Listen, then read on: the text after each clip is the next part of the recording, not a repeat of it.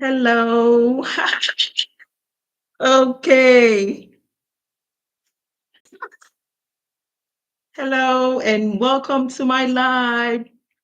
I see someone on Instagram already. And am I live on Facebook? Tayo, am I live on Facebook yet? Okay, I know I'm live on. Huh? I did. Hi, everyone. Hi, everyone. Good evening. Welcome to my live. Welcome to Organic Promises Live tonight. Okay, y'all, I'm trying to kill so many birds with one stone tonight. I'm trying to go live on TikTok, YouTube, Facebook, and Instagram all at the same time. Just kill too many birds at the same time with one stone. And hopefully it all goes well. I'm trying to make sure everything's set in front of me. But thank you everyone for joining. If you haven't joined my live before, post in the chat where you're watching me from. And I am here in Houston, Texas. Temitayo, I'm here live in Houston, Texas. And you can put in the chat where you're watching me from. Let me see. Cape Town. Oh my goodness. Wow. All the way in South Africa, Cape Town. Wow. California, Brooklyn, New York. New York City is always lit. New York City is the city. Pittsburgh in Philly, Philadelphia in Pennsylvania. Those are all the cold, cold places. Thank God I'm here in Houston, and thank God the weather is back to normal. South Dakota, oh my goodness. Calabash, North Carolina, Seattle, all those cold places. Oh my goodness. Thank God I'm in Houston. Thank good Lord, I'm in Houston, Texas, and not in South Dakota. And thank you, everyone, for joining on Facebook, on TikTok, on YouTube. Welcome, everyone, to my live and also on Instagram. I see someone on Instagram here, Boomy71, and I see Steve Jeffrey on YouTube, and I see all my peeps on TikTok. Thank you so much for joining. Um, so on my last week live I did a Thursday night last week, and I got a lot of requests saying that, hey, look, do more lives at night because all the people that cannot join during the day when I do them on Fridays, they're able to join at night. So that's why I'm here. So I hope it's really going to benefit a lot of people. So thank you so much for joining. And I mentioned so many things last week. And last week, I think I wasn't even sure if it was Friday or Thursday, but I'm going to briefly go over a few more things. I keep getting the same questions over and over about Soursop, and that's because so many different people catch my lives, different sets of people catch my lives, and they're not familiar with me. And a lot of people haven't even had time to, pretty much sit and watch the videos. So basically what I'm going to do tonight is something similar to what I did last week, except it's going to be a continuation of what I did last week. And also tonight, God willing, I am going to have someone special.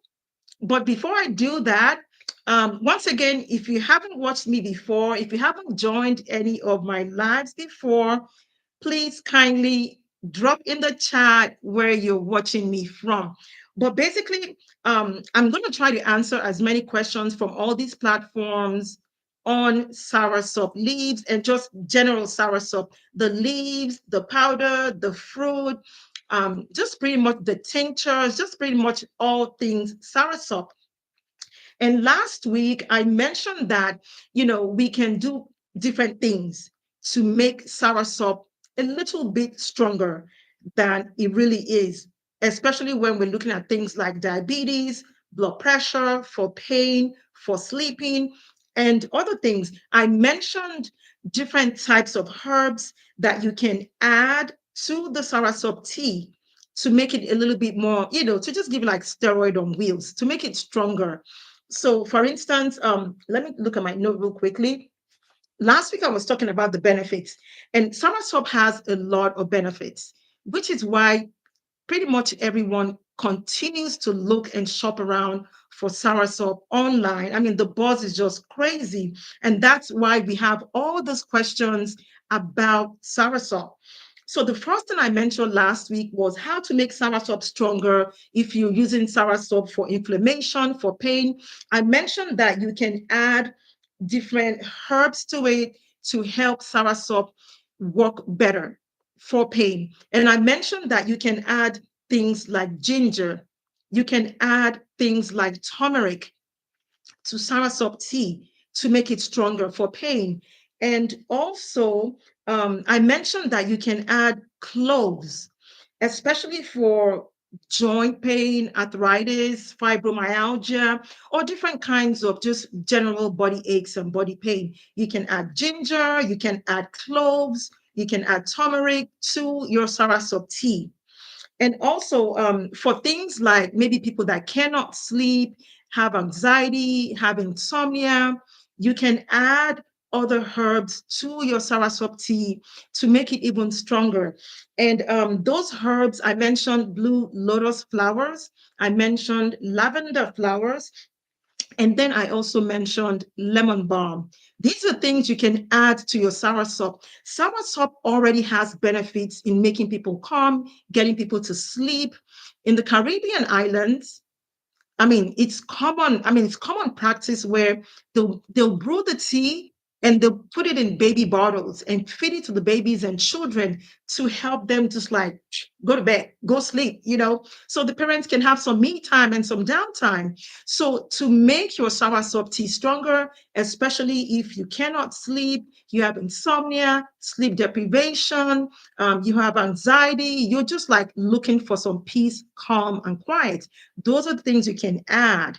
You can add lavender flowers, blue lotus flowers, and I don't even have them in front of me right now, but I did last week.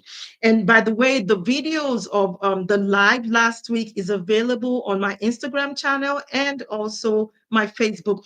Oh, yes. Thank you for the likes. I see the likes going. Yes, I forgot to mention that. Please kindly double tap on your screens wherever you're watching from, TikTok, Instagram, Facebook, YouTube. Double tap and get the likes going. That's how the algorithm um, pushes the video to other people. And I know a lot of people need to see this video. It's really going to benefit a lot of people. So please help me help the algorithm.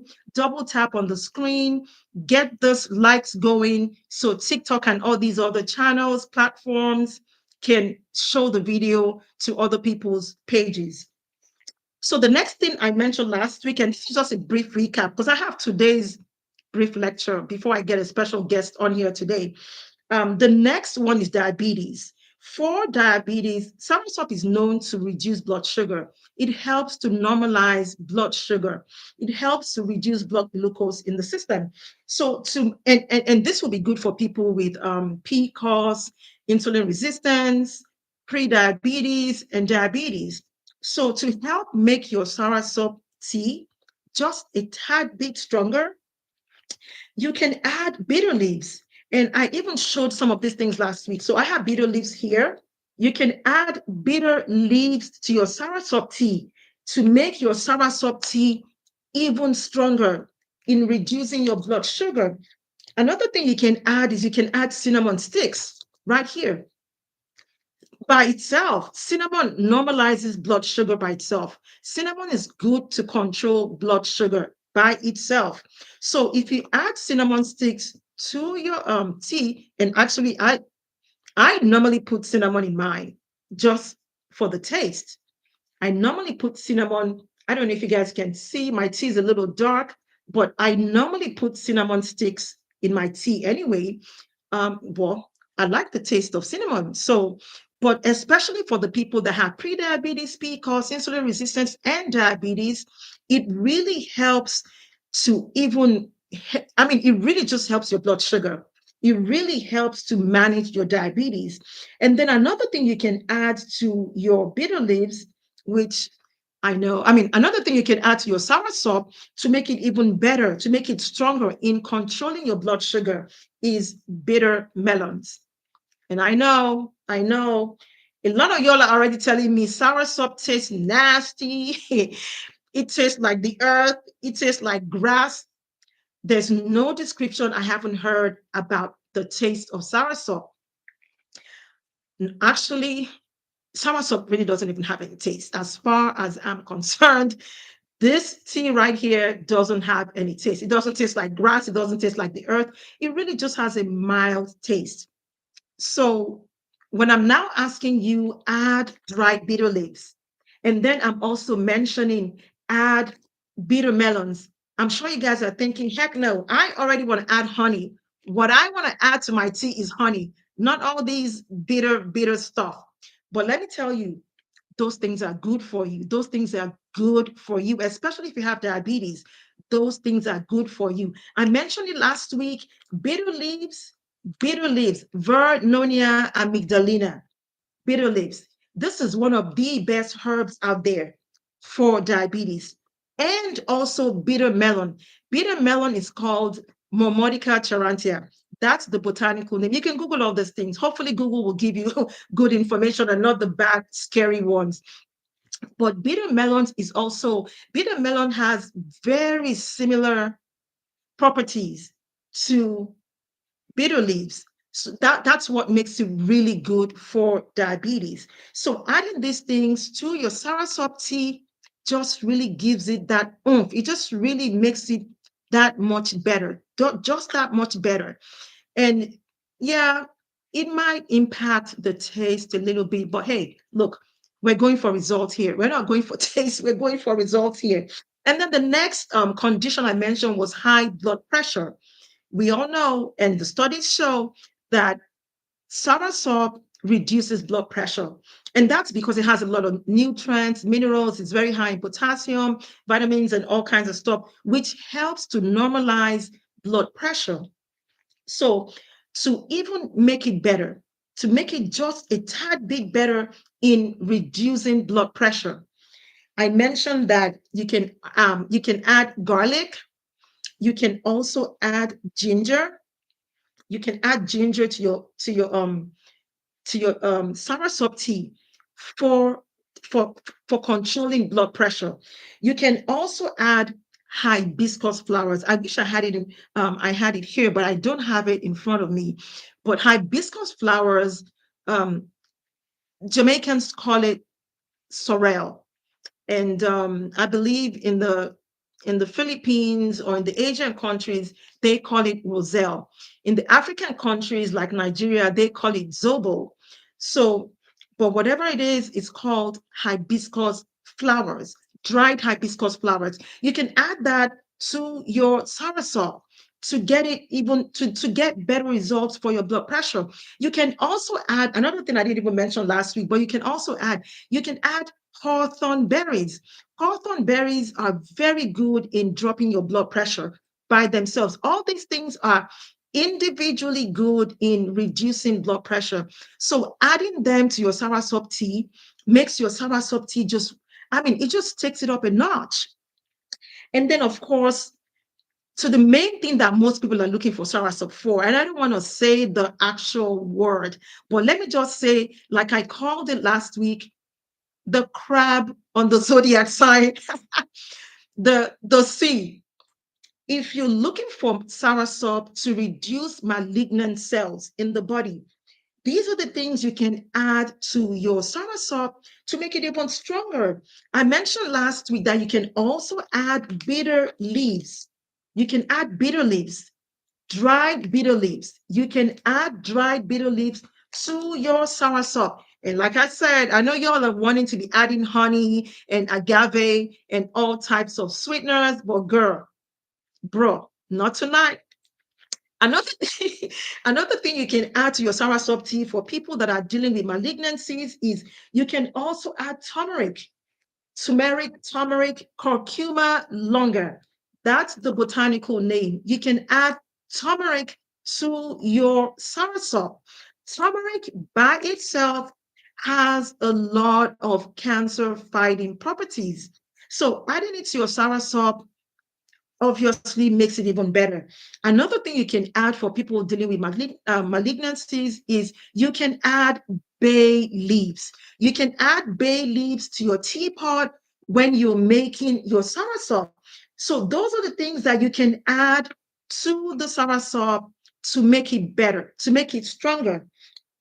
So for today, let me quickly answer a few questions that I know a whole bunch of people have been asking, and people continue to ask on all the forums.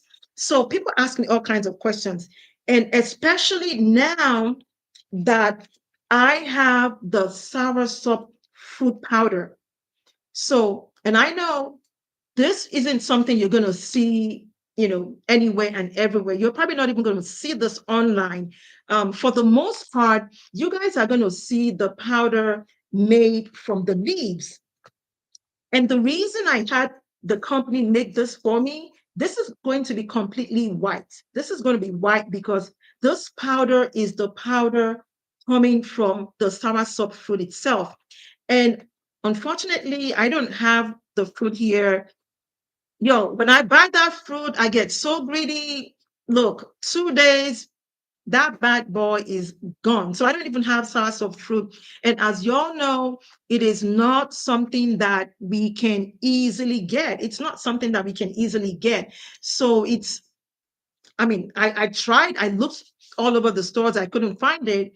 And that's actually the main reason why I had them make soursop powder from the fruit for me. Because when people need it, they need it. And the fruit is so hard to get.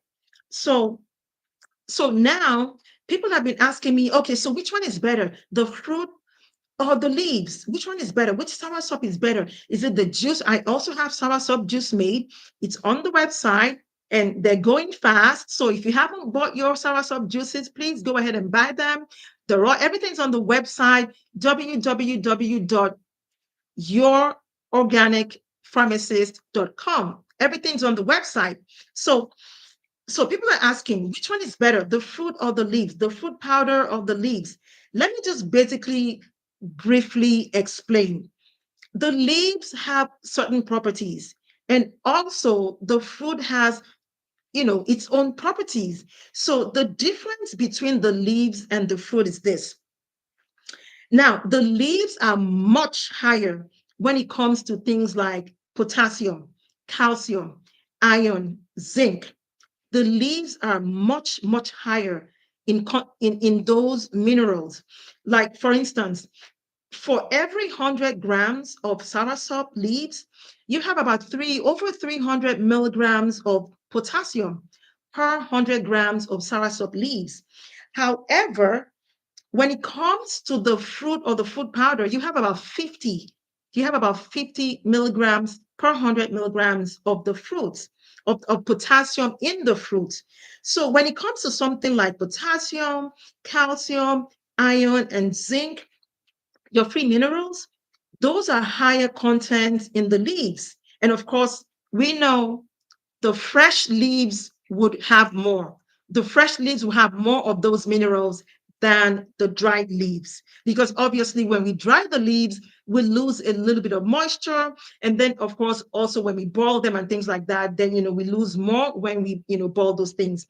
So, but fresh leaves will have more than dried leaves, and leaves would have more than the fruit when it comes to things like that. However, the fruit, the fruit might be lower in minerals, but the fruits are much higher when it comes to vitamin B, vitamin C, and your antioxidants.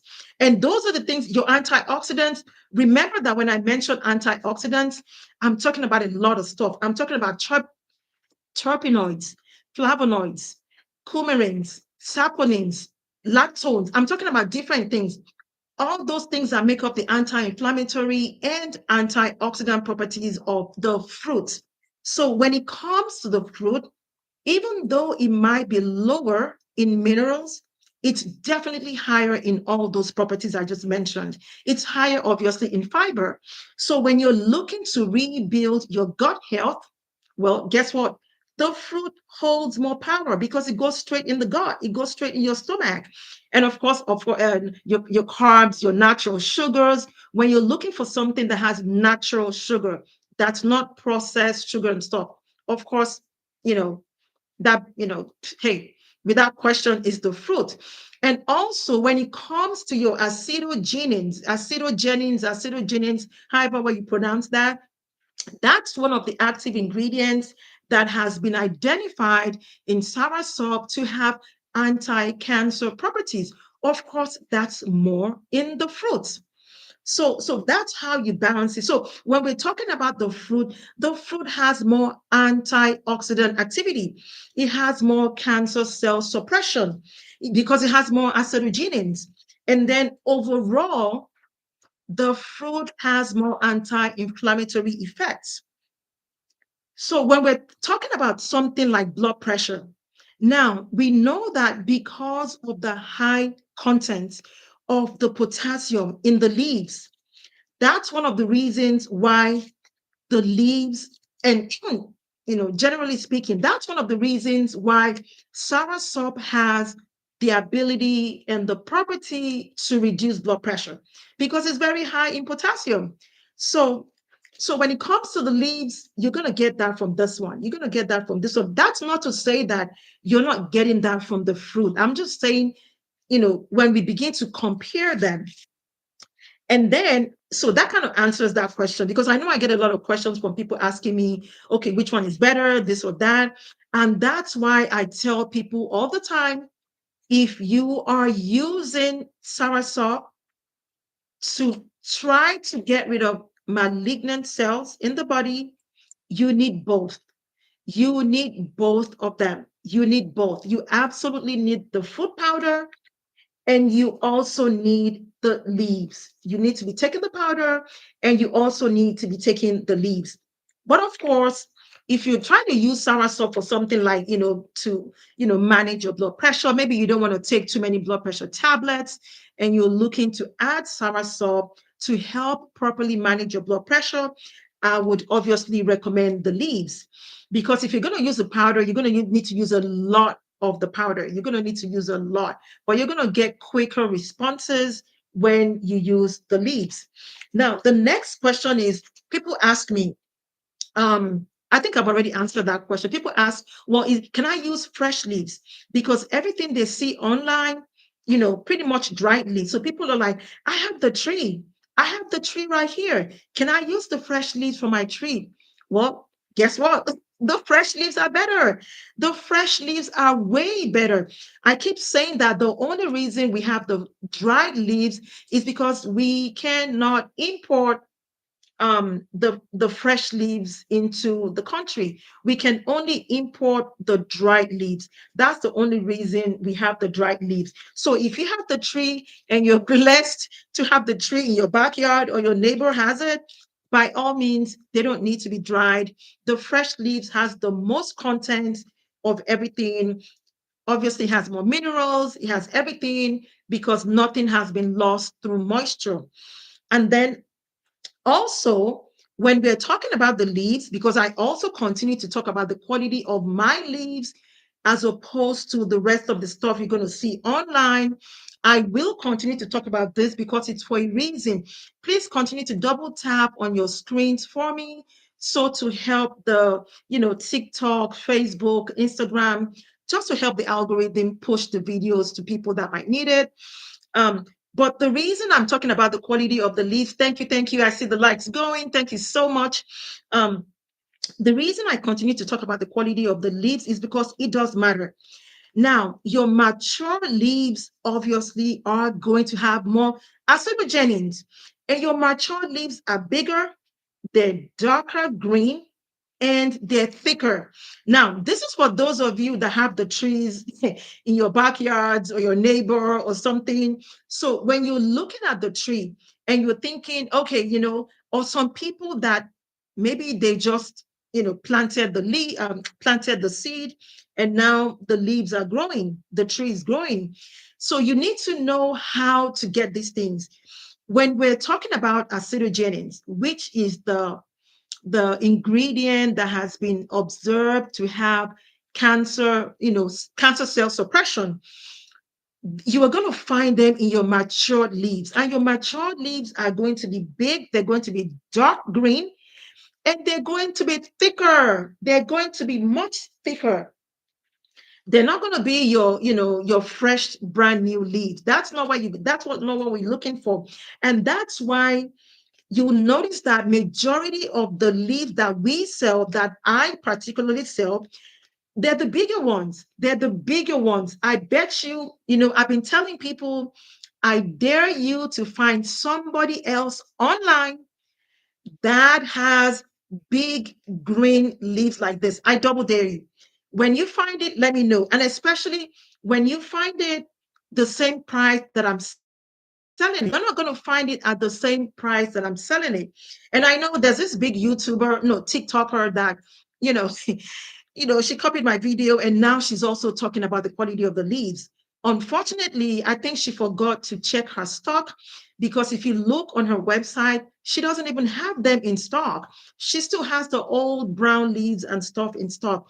But that's one of the reasons I continue to talk about the quality of the leaves, because I know that people online shopping around and just looking around for soursop leaves, they're trying to use it for something, and a lot of people are desperate.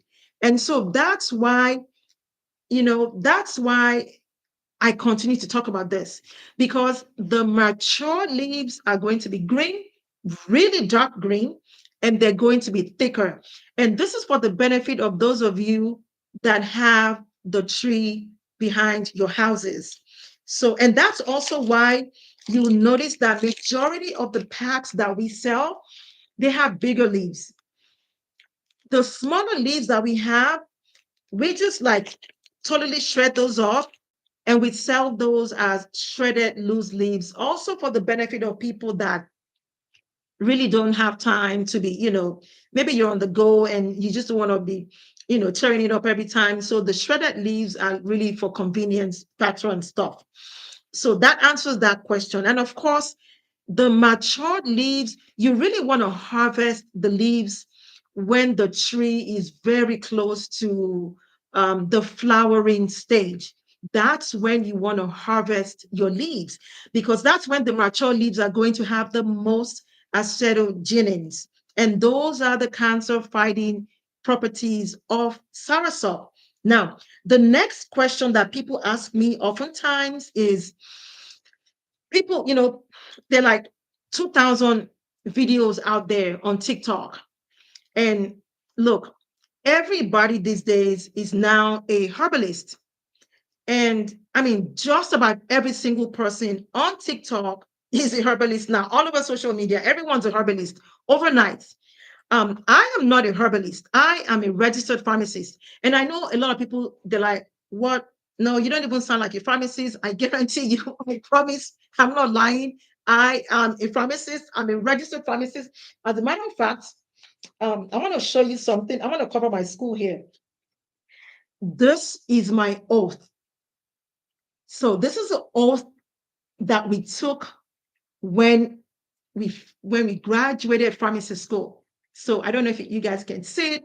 It says oath of a pharmacist. So for the people that know me and the people that have been, look, family, friends, and stuff, and for the people that have been following me, look, y'all know I'm a pharmacist, but I have to say that because I know that not everybody knows me. And I mean, I'm not even going to trip because too many people don't know me. So, and that's why I want to say that I am not a herbalist. I am a registered pharmacist, and I still currently hold my pharmacy license. So, and that's why I have to be here saying stuff, because there's so many people out there giving out all types of information. I swear, everybody and their mama is a herbalist these days. And so I have to be up here, especially because I know that too many people are online just saying stuff and not enough medical professionals saying stuff. And the reason medical professionals ain't saying jack is because they don't know. They don't know. So a lot of you say, A lot of you say that that's my husband trying to get, and I know some of you are wondering who's crawling behind me. That's my husband trying to grab my cell phone charger. So anyway, I know a lot of you might be saying, hey, look, I saw this video and I saw that video and I saw that video. And that's why I'm here, because not a lot of medical professionals know this. And I know a lot of you also say, look, if I ask my doctor, he's going to tell me no. Or, my doctors or my providers, they don't even want, they don't even want me taking all these herbs. They don't want me taking all this natural stuff. Well, guess what? It's because they don't know. And they're not going to tell you what they don't know.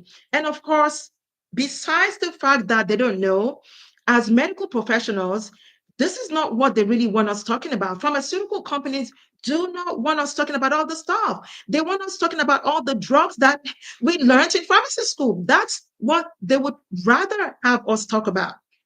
And so that's the reason why I decided, okay, someone needs to be a thought leader in this realm. I have been taking a lot of hits for saying all the stuff I say online, and that's okay. But you people need to know. You people need to know that these things help. These things are beneficial. I don't have any product I'm selling. These are all natural products. If you have these in your backyard, you don't need to buy them from me. I don't have a single product I'm selling. Everything up here is natural stuff you can get by yourself. So now, the question I get a lot of times is this, because the videos are out there and the videos will say, boil it for 30 minutes. People even have the audacity to come on my videos and correct me how to make the tea. They'll be like, no, no, no, you're making it wrong. It needs to be boiled for 30 minutes. I boiled mine for 30 minutes. You're not supposed to, just boil it for 2, 3 minutes or 5 minutes or whatever my instructions say. They'll say, you're supposed to boil that for 30 minutes. And some people come on my page and say, oh, no, no, no, you made it wrong. You're not even supposed to boil it. There's like 2,000 instructions out there. And that's why I continue to do these videos. Someone has to bring clarification. Someone has to bring correct knowledge.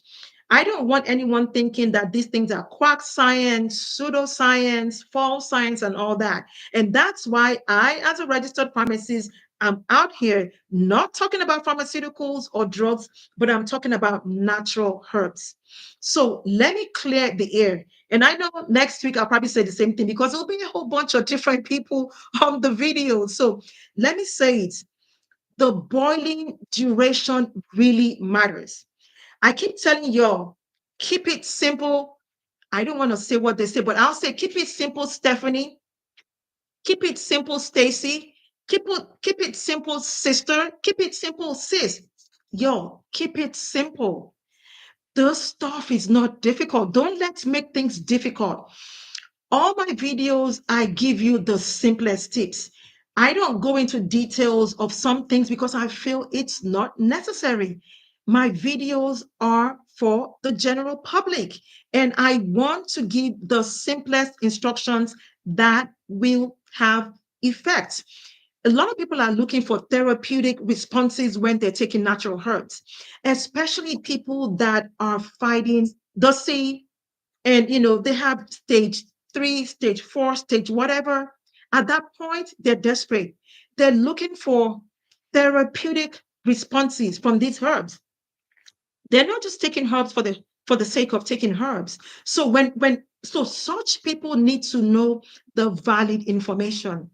And that's why I keep telling you guys, follow me. So when I, make these videos, you can have all those information.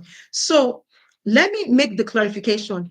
Anytime I'm talking about anything, the simplest way to get any of these herbs absorbed properly in your body is simple teas, simple infusions. Please continue to double tap on your screen to help the algorithm going for me, please. I will get to all your questions. Just be patient because I see all my TikTokers here.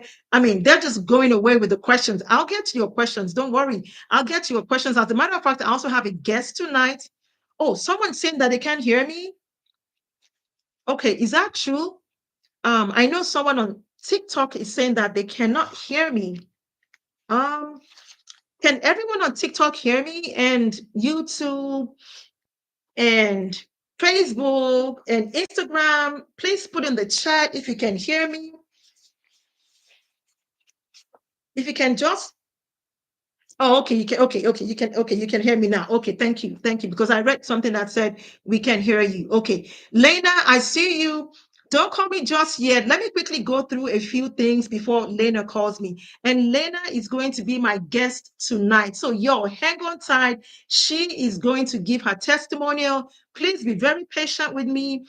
I mean, y'all need to hear her testimony. You guys need to hear Lena's testimony. So, if you're watching me, she's gonna call me on the phone for the benefit of everybody else that's not on TikTok, YouTube, Facebook, and Instagram. Y'all be very patient, but let me quickly go through this. The way you make the tea matters. The way you brew your tea matters. People on TikTok, double tap on the screen to get the algorithm going. But the way you make your tea matters. You cannot boil your tea for 30 minutes. I don't care who said it. I don't care where you watch that video from. Do not boil your teas for 30 minutes. That is too long. That is too long. Like I said, any herb that I talk about on, and I have so many videos because I talk about, oh my God, I talk about so many herbs. So any herb that I talk about, please, simple infusions. They don't require to be boiled for too long, especially soursop. Now, my tea right here, you can see how dark it is. I only boil this tea for 10 minutes. My video tells you to boil it for 5 to 7 minutes. The only reason I boiled my tea for 10 minutes is because I made a full pot. I made 4 cups. That's why I boiled it for 10 minutes. If you're not making 4 cups and you're not making a full batch, you don't need to boil it for 10 minutes. Follow the instructions on my video, 5 to 7 minutes. That's all you need. The boiling duration matters. When you boil it for too long, guess what's going to happen? You are going to be getting more acidogenins. You are going to be getting more of the alkaloids and things like that. You are going to be getting more, you're going to extract more of the water soluble compounds, some of the antioxidants, the acidogenins that I mentioned. However, you're going to degrade the sensitive ones. You're going to degrade all your potassium, your calcium, your zinc, your iron. And then what also happens when you boil it too long is you're going to get a lot of acidogenins, and you don't want that. This stuff is powerful, so you don't want too much of it. Too much of it can become toxic. So you don't want to boil your teas for 30 minutes. When you boil your teas for 30 minutes, that is no longer an infusion. This is a simple infusion. As a matter of fact, the simplest infusion is just putting your tea in here, your tea bag or your leaf in here, and pouring boiling water. So the simplest infusion would be putting your soursop leaves in here, pour boiling water, and let it just sit. That's the simplest of the infusions. Now, I boil it for 5 to 7 minutes because I want to extract a little bit of the active ingredient of soursop in the tea, just a little bit. Boiling it too much, you're going to lose all the other multiple numerous benefits: your potassium, your calcium, your iron, your zinc, your vitamins, because soursop has micronutrients, it has vitamins, and it has all these antioxidants. So you really have to understand the properties of what you're handling. Soursop does not require 30 minutes. So I repeat, do not boil your tea for longer than 10 minutes. And even the 10 minutes will be when you're doing a big batch. What happens when you boil it too long, you're going to extract the active ingredient and you're going to lose all the other benefits it has. Extracting too much of the active ingredient is getting to unsafe territories. Because when you consume it so much, you're not going to know when you're going to reach, a limit for your body for the active ingredients. Remember that when God created this leaf, God put a lot of stuff in it. God didn't just put acetogenins in here. So God has no intention for you to boil it for 30 minutes, 1 hour, and extract one specific ingredient from the leaf. God made it to be used in its entirety. When we begin to extract certain ingredients from all these things, now we lose all the checks and balances that come with nature. So I'm going to leave that one there. I think you guys get my gist. The next thing is tinctures. People asking me, can I use the drops? I answered this last week also. I'm going to answer it again. And I see the guy on YouTube. Steve is asking me on YouTube, um, are there negative side effects? I'm going to get to all the side effects. As a matter of fact, there's really no side effects. When we do it safely, we're not going to get to the side effects. And that's why I'm telling you, boiling it too long exposes you to too much acetogenins. Too much acetogenins exposes you to neurotoxins. Too much neurotoxins exposes you to nerve problems, to Parkinson-like syndromes and things like that.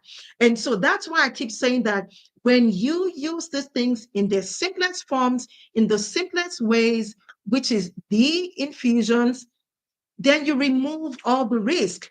Doing it any other way poses too much risk. So that's that.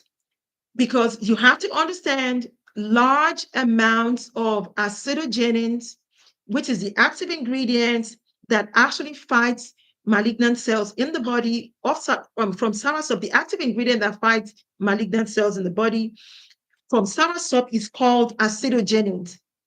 Too much of it, too much of that compound can be neurotoxic. So please do not overboil your teas. Go back to my videos, watch my videos on how to make Soursop tea. It's really simple, y'all. I promise it's really simple. Now, when it comes to the tinctures, I also mentioned last week that it is not needed. Y'all keep it simple. Y'all don't need the tinctures. As long as that person can drink the tea, it's fine. The tinctures, the same thing. They are concentrated. The tinctures pose a risk of overdose. And because you don't know how much is in the tincture, you don't know how much your body needs, there's a risk of overdose to acetogenins when you're using the drops, the tinctures. Also, remember, the tinctures are made with a base of alcohol, like really, really pure alcohol. I don't even know the percent of alcohol.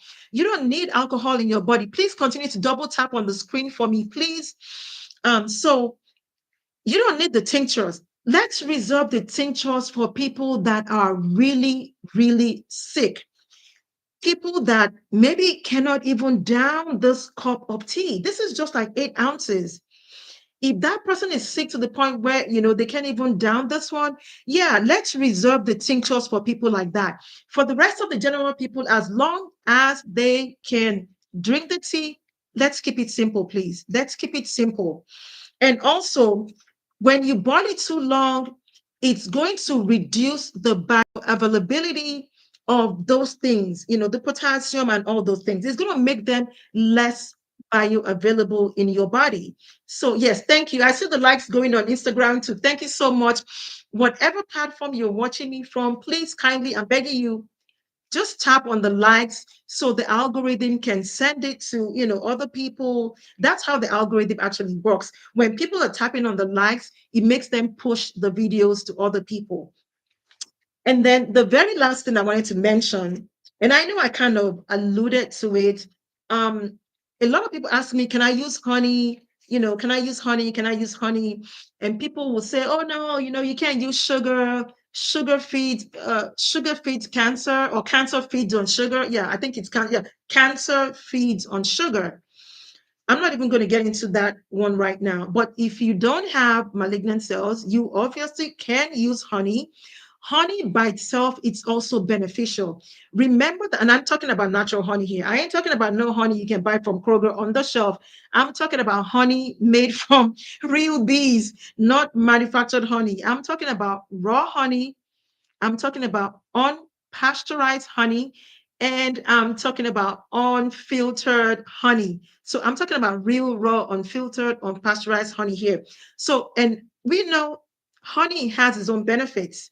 So adding honey to your tea isn't going to do anything bad.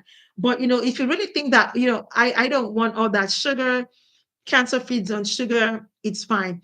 And most importantly, when people have malignant cells in their body, those are not even the things we're looking for. We're looking for stuff like bitter leaves.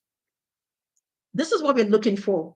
We're looking for stuff like bitter melons, Momodica charantia.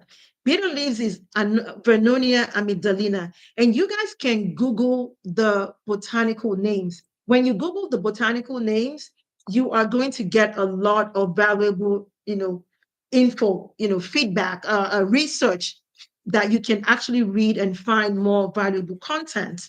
But bitter herbs, generally speaking, bitter herbs are good. Bitter herbs are so good for the body. There's a reason why God put bitter receptors, taste receptors on our mouth, in our body. And actually, believe it or not, bitter herbs are better for you than sweet herbs. Look, bitter herbs bind to the taste receptors in your mouth, and they actually help your digestion. They help your liver. Bitter herbs aid in digestion. We don't eat enough bitter things in America. We eat, and then what do? We have, especially for those of you that go to Popeyes. Well, maybe I shouldn't even talk about Popeyes because I talk about Popeyes all the time. So don't let me diss Popeyes today. I'm going to talk about McDonald's and Burger King and, Chick-fil-A and other than stuff, fries chicken and Church's chicken and all the stuff y'all go to, and you go there and they already know you, and you just pull up to the drive-through and you say, I want a number three supersize, supersize and all that stuff. And then you get a supersize large drink. And then some of you get really good. You get really good and say, oh, make that Diet Coke. Now, you don't already order supersize number 13 with supersize fries, but here you go because you want to feel good and then you do Diet Coke. Well, if that makes you feel better. Now, look, most of the time people eat sweet drinks. People consume sweet drinks with their food. Sodas, all kinds of juices, orange juice, apple juice, all kinds of juices that full of sugar. However, those things don't aid digestion. And that's why a lot of people have digestive problems. That's why online, everyone's looking for the purple pill. Everyone eats, you finish eating. Not only is the drink cold, it's very sweet. Cold and sweet doesn't aid digestion. Anyway, back to my topic. Bitter herbs are good for you. Bitter herbs aid, they pretty much bind to your the bitter taste receptors in your mouth. They aid in digestion. They actually help to increase saliva production. They help to increase gastric juice release. Those are the things that digest your food. They help to increase the digestion of proteins in your that you're consuming. It helps the liver. It helps to increase bile production.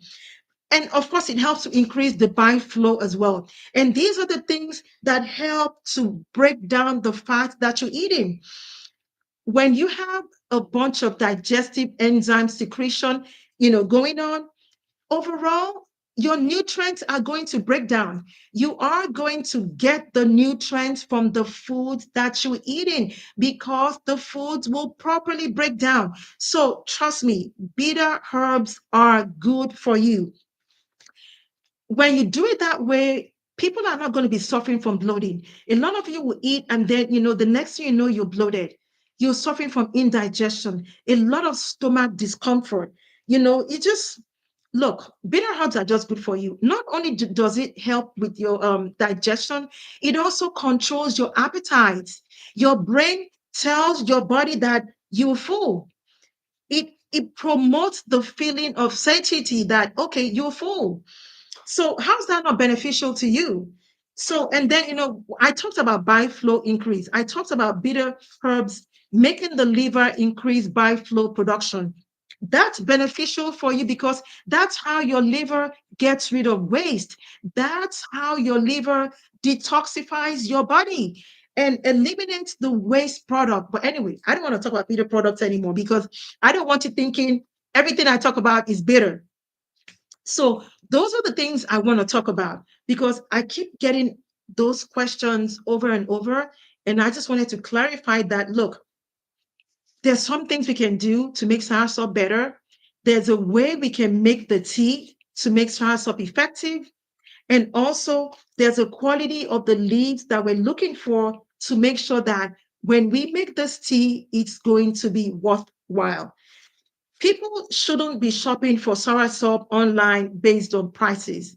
And I know people are going to say, hey, look, if you go to the Mexican markets or you go to like all those international markets, they're much cheaper there. But also, I bet you're not going to find these there.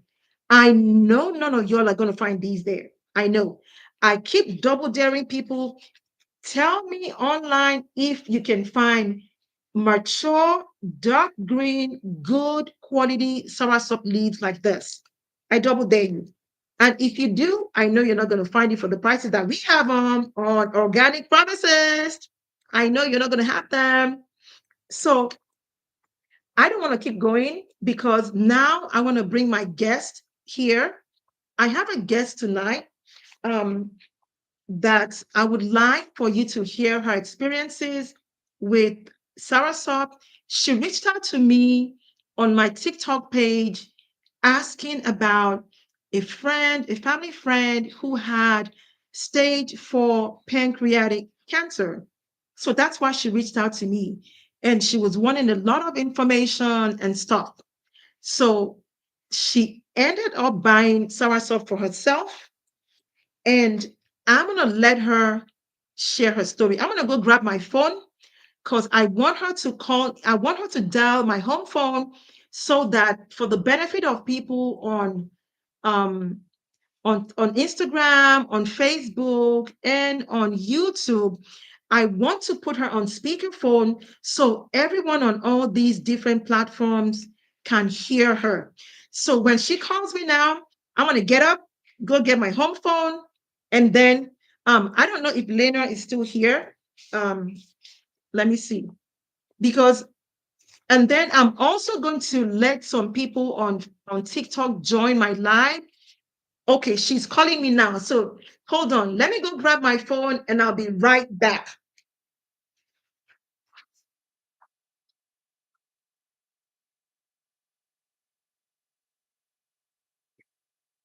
Hello. Okay, so I was trying to make sure this was not a telemarketer because we don't even pick up our home phone anymore. But yeah, I know. Let me put you on speaker.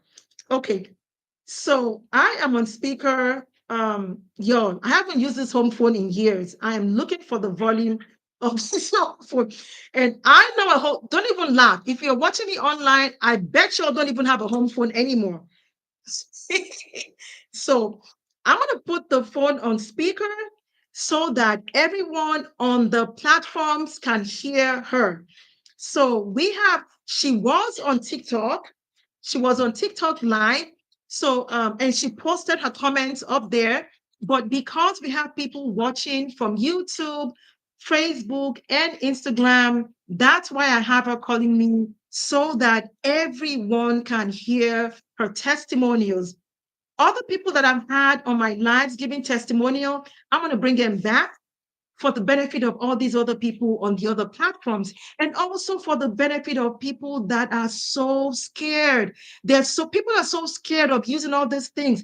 Oh, my doctor won't let me use them. My doctor told me I cannot use them. I'm scared. I don't know what to do. I don't know where to buy. I don't know how to do. And that's why I'm here. Lena, take it away. Okay. Not really. Can everyone hear her? Oh, can everyone hear her? Okay. I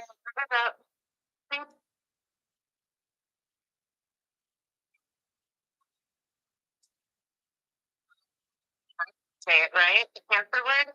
All of these videos up things up, and it's okay, Lena, you're breaking. That algorithm. Lena, you're breaking up. You're breaking up. Yes, you're breaking up.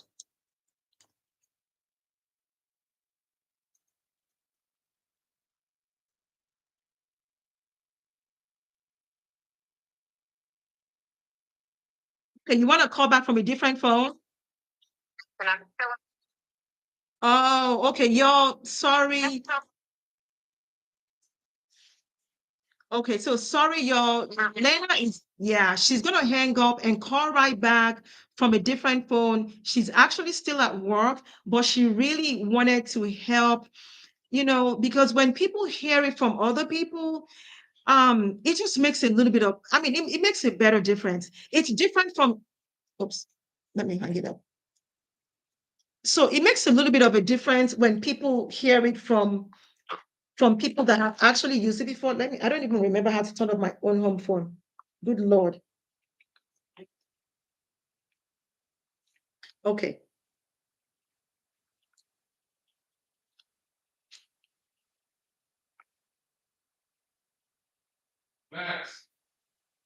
Okay, so she'll be right back, and then my home phone is showing low battery. Okay, that's fine. I'll have them.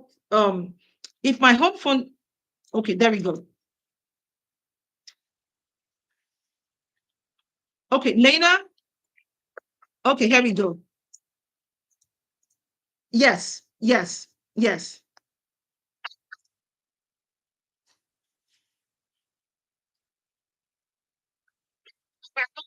yes. I can hear you now.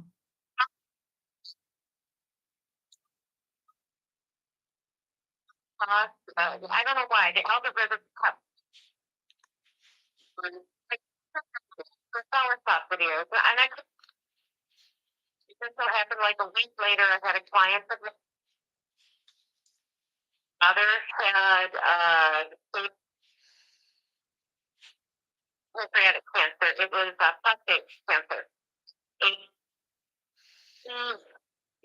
I just felt just like, okay, maybe this is why I'm seeing all these clients of mine.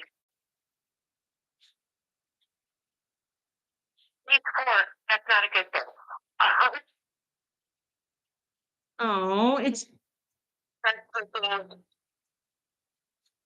it's still break. Okay, it's still breaking off. Don't even know what they are, so I'm just gonna order some. Okay, Lena, it's still breaking up. Let me get one of my daughter's phones. It's still breaking up. I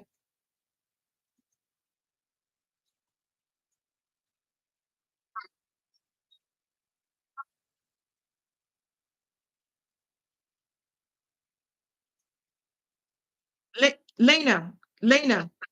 Yeah. You're still breaking up. You're still breaking up. I'm not sure. So some people are saying that maybe because my home phone, because I know. Let me give you my daughter's cell phone number because someone posted here that because even my home phone battery is low. It's been charged all day. I don't know why the battery is low. So right. This is a house phone. This is a house phone. So let me just get let me give you no, no, no, that's gonna be a different number. That's gonna be a different number. Let me oh yeah. Okay, yo, hold on 1 second. Let me send a different number to her. I'm gonna send a different number to her. Let's see here.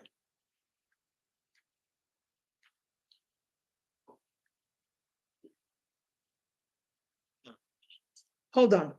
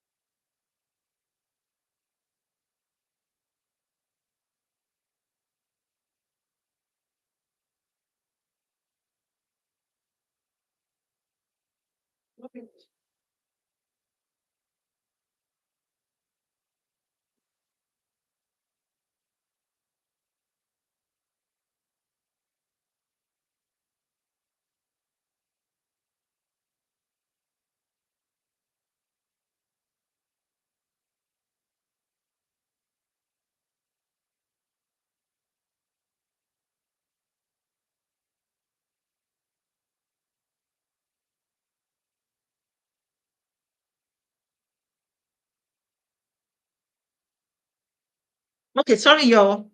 I went to get a different phone so Lena can call me on a different phone. Wait, hold on. I'm gonna text her. I'll text her.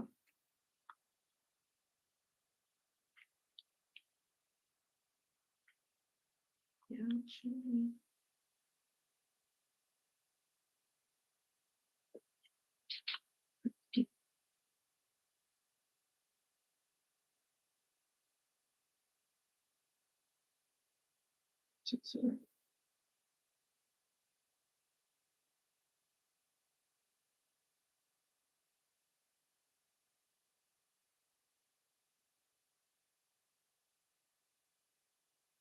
I'll wait for her to call back. It's my go to go.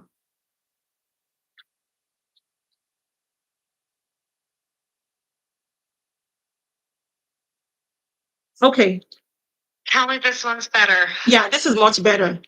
Okay, all right. It's just a house phone problem then. Maybe so. Maybe so.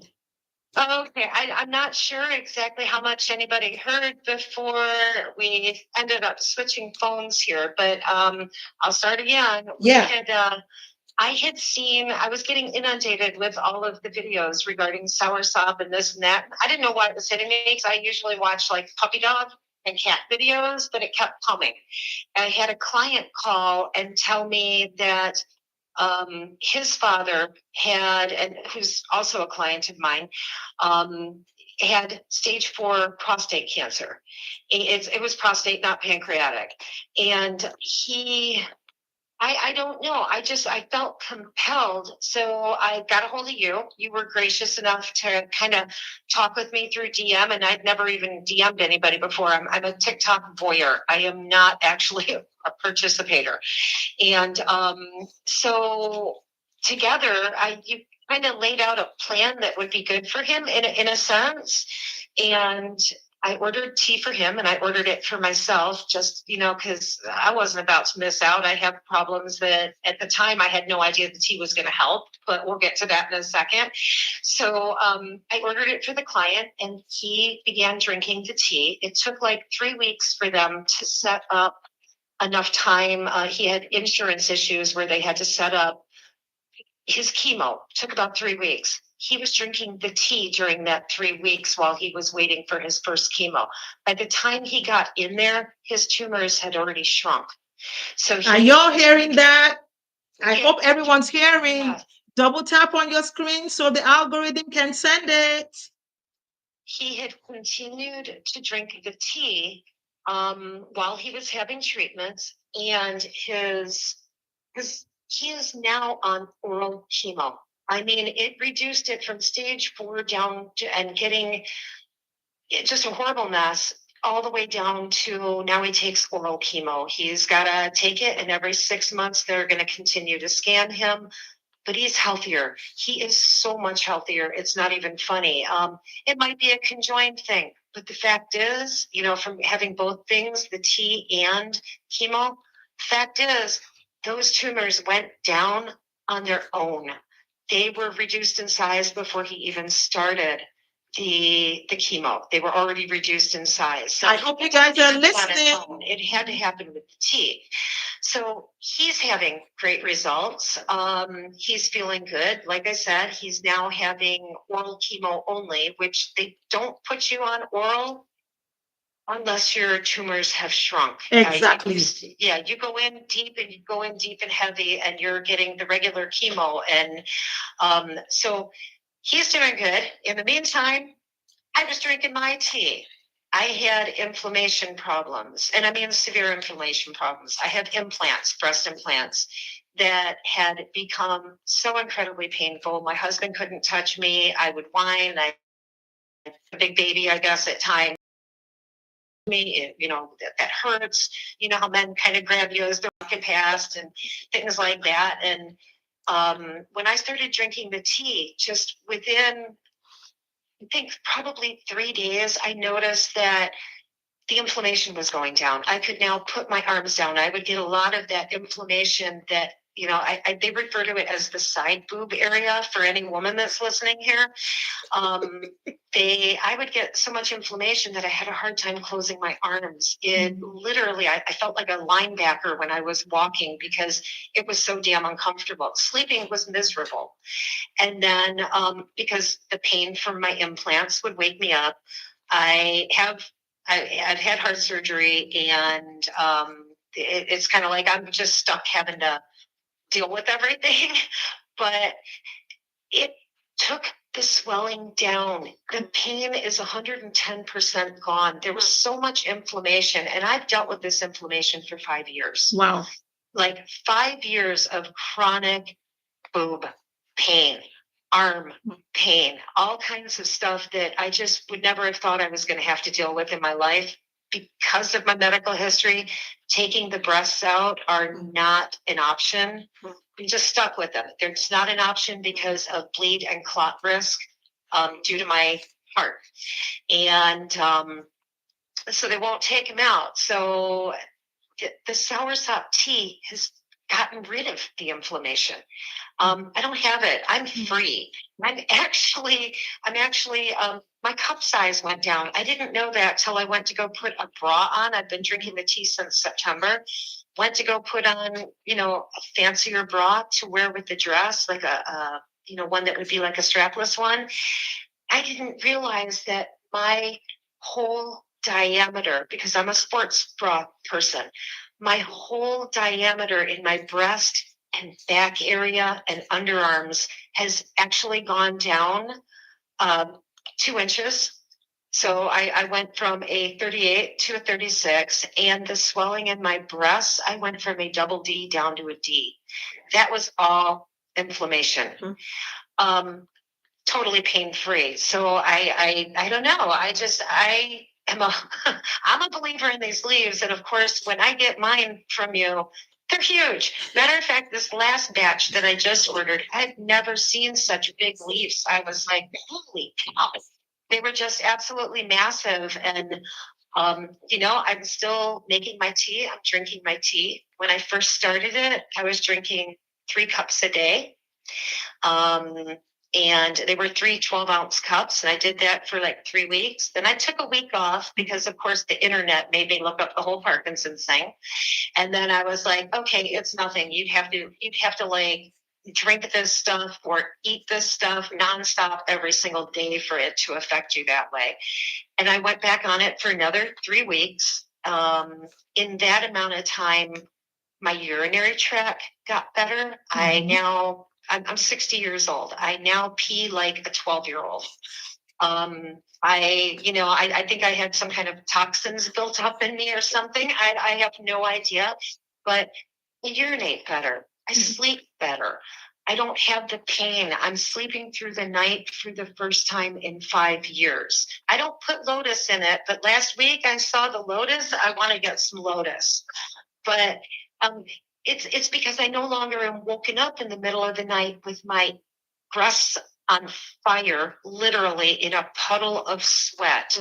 Only my breasts on fire, and they're saline. So, like the doctor has said, no, they can't be toxic. They're saline.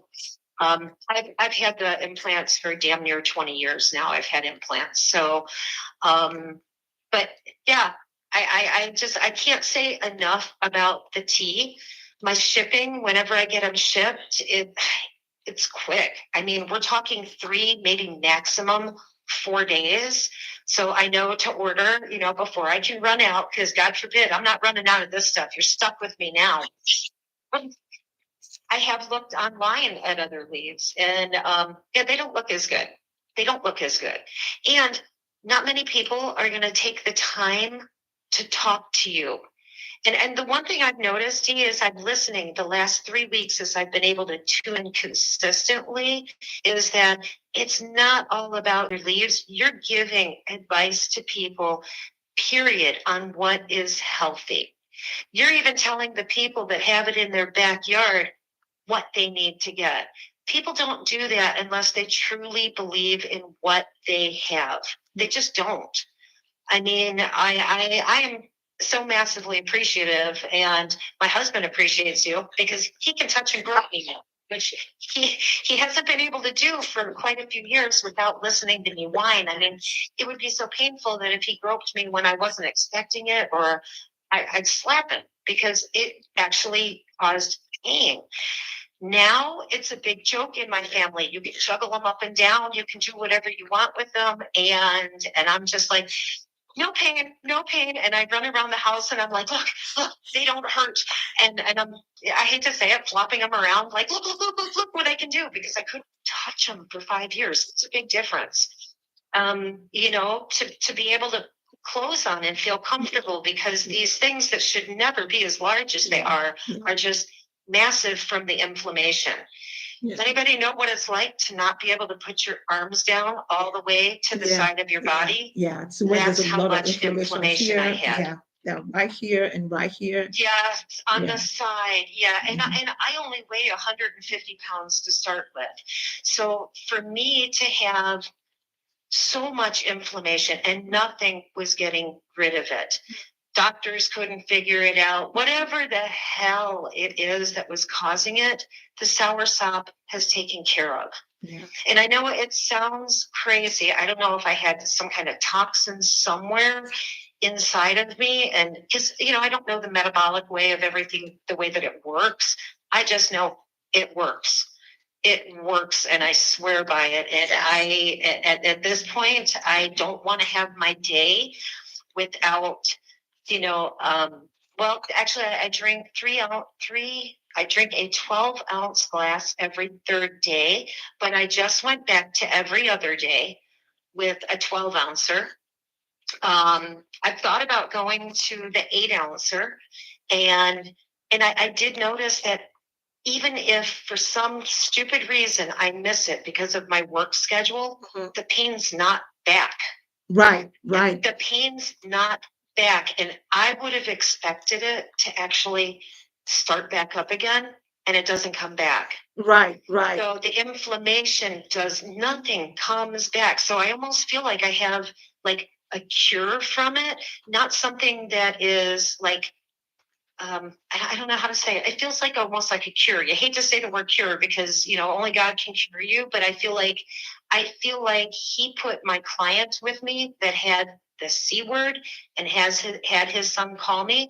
And I feel like your videos, not just your videos, everybody's videos, but sometimes in your body internally, you can tell who's real and who's not.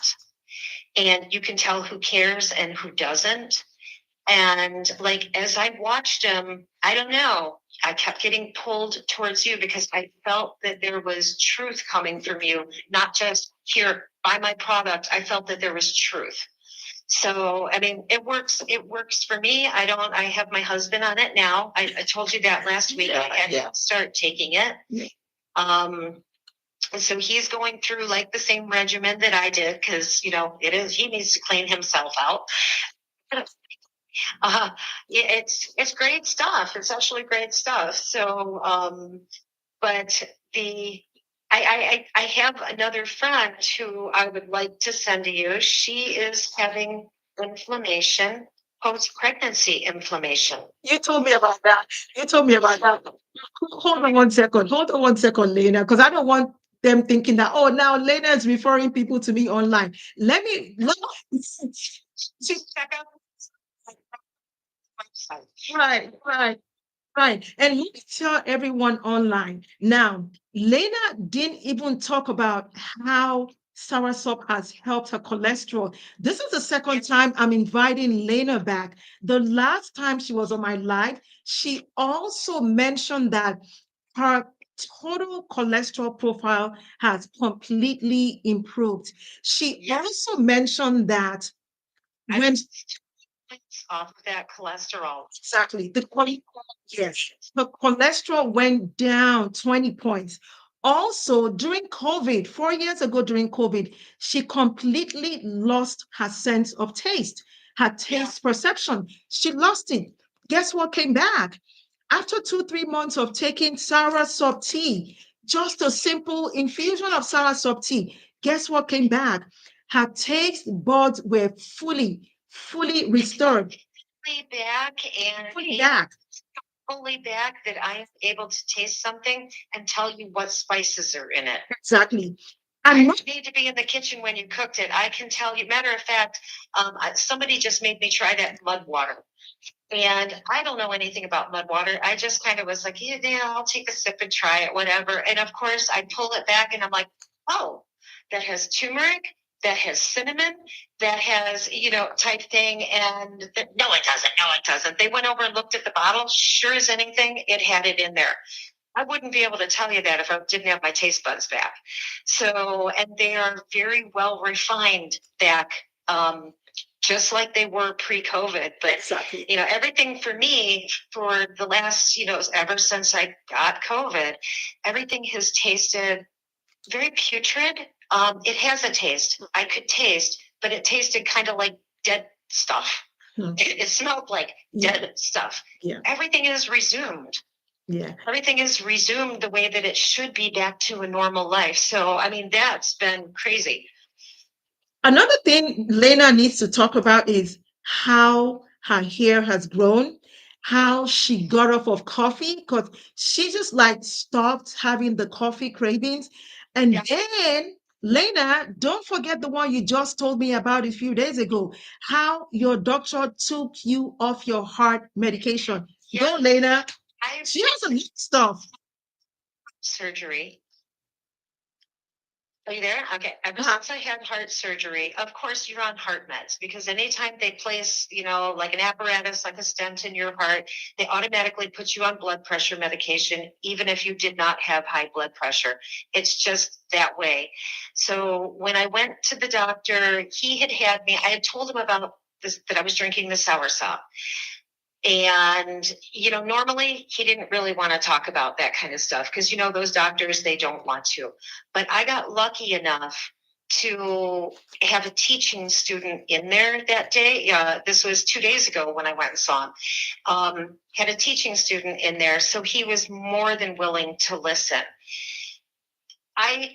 Before I went into him, I tracked my blood pressure 3 times. I would do it 3 times and then, take that final reading. And I would do that morning and night and take the final reading. I walked into him. I kind of stopped taking my meds before he said I could, but I walked into him with those readings and he was like, maybe we can take you off of it because those meds were making me really groggy and sleepy and I just felt disorientated, things like that, right? So he, after seeing the results of what my blood pressure and everything was for that 2-week period prior to going into his office, he took me off of my Carvedilol. which is a horrible medication that I don't need. So he's going to let me stay off of it for the next 4 weeks, and I have to monitor every day. And if my blood pressure continues to stay down, which, by the way, I've never had high blood pressure till I started taking the stupid high blood pressure medication. It just didn't work for me really well. And to let me, if I took it today, I woke up with a blood pressure this morning of, it was ridiculous. Morning blood pressure of 115 over 66. Y'all listen. Very low blood pressure. Yeah, I'm telling y'all. I told you people last week that when my blood pressure gets to 110, that's high for me. My normal blood pressure is 104 over like 69 or very low. When I go to the doctor's office and they measure me and I'm 110, I'm like, yo, I am stressing over something. Yeah. And they're like, and they're already telling me 110 is too low for me because they don't see 110 in most people. But that's what your normal blood pressure should be. That's what it should be. And I also keep telling you, because soursop has a lot of nutrients, that's why it helps to control your blood pressure because it has a lot of nutrients. And also, Lena mentioned that she stopped taking soursop tea for a few days and she noticed that nothing came back. The inflammation it didn't come back. These are not medications. These are natural. So when you take them for a long period of time, they correct a lot of things going on in your body. And so even if you miss taking it for, 2 days, 3 days, 4 days, even 1 week, the inflammation is not just going to come back again.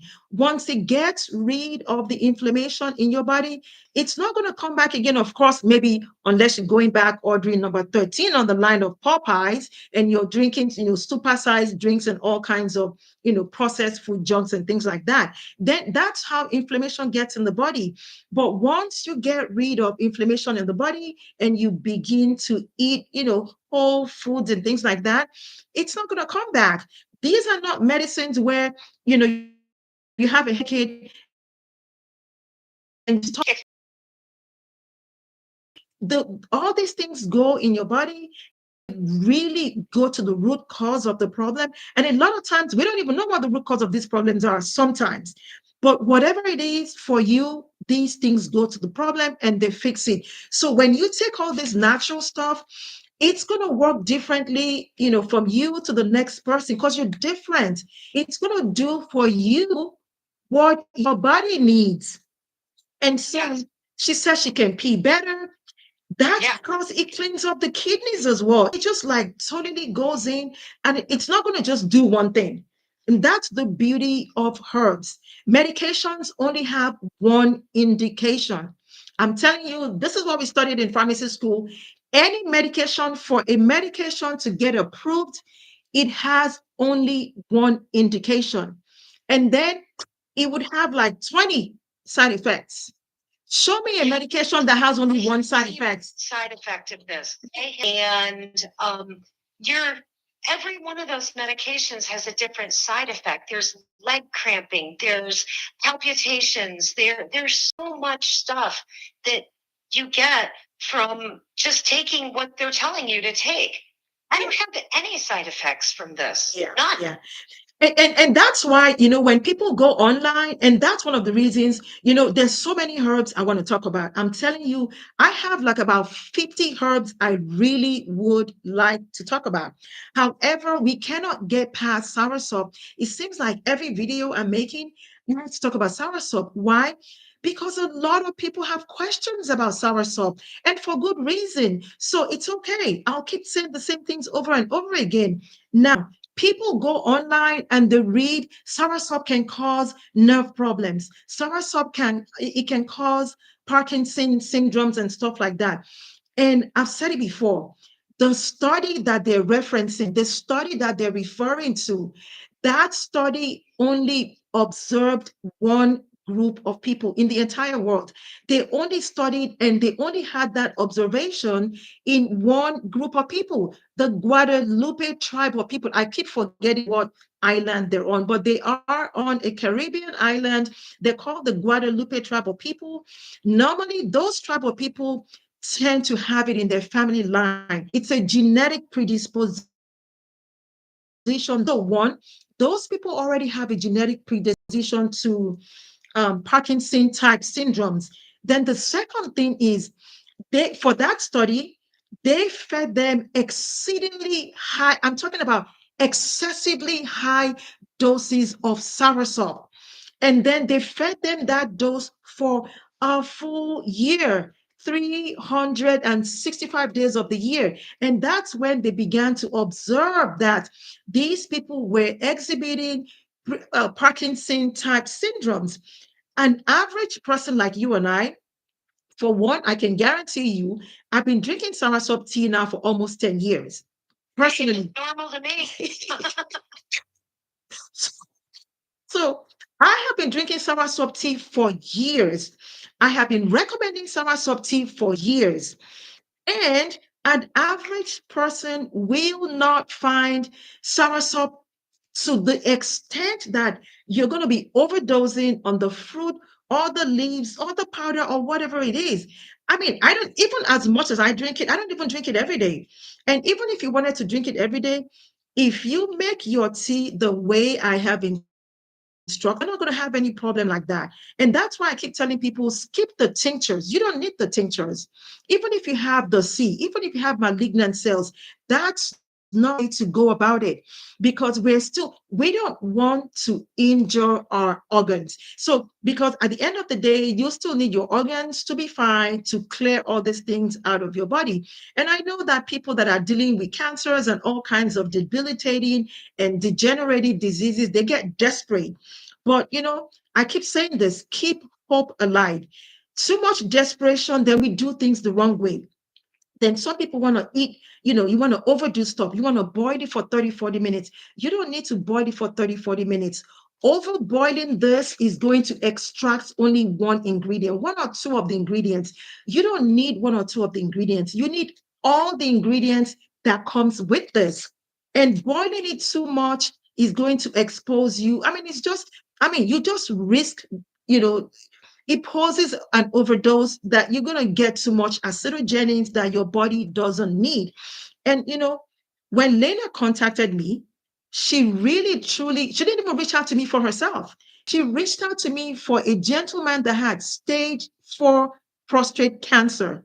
Now, I can't even get that guy here right now. That's another story. We'll get him later on. But as of right now, he is no longer on chemo. They downgraded him to tablets. Now, y'all know, everyone watching me right now knows that, look, for the doctors to downgrade him to chemo tablets, they've seen something.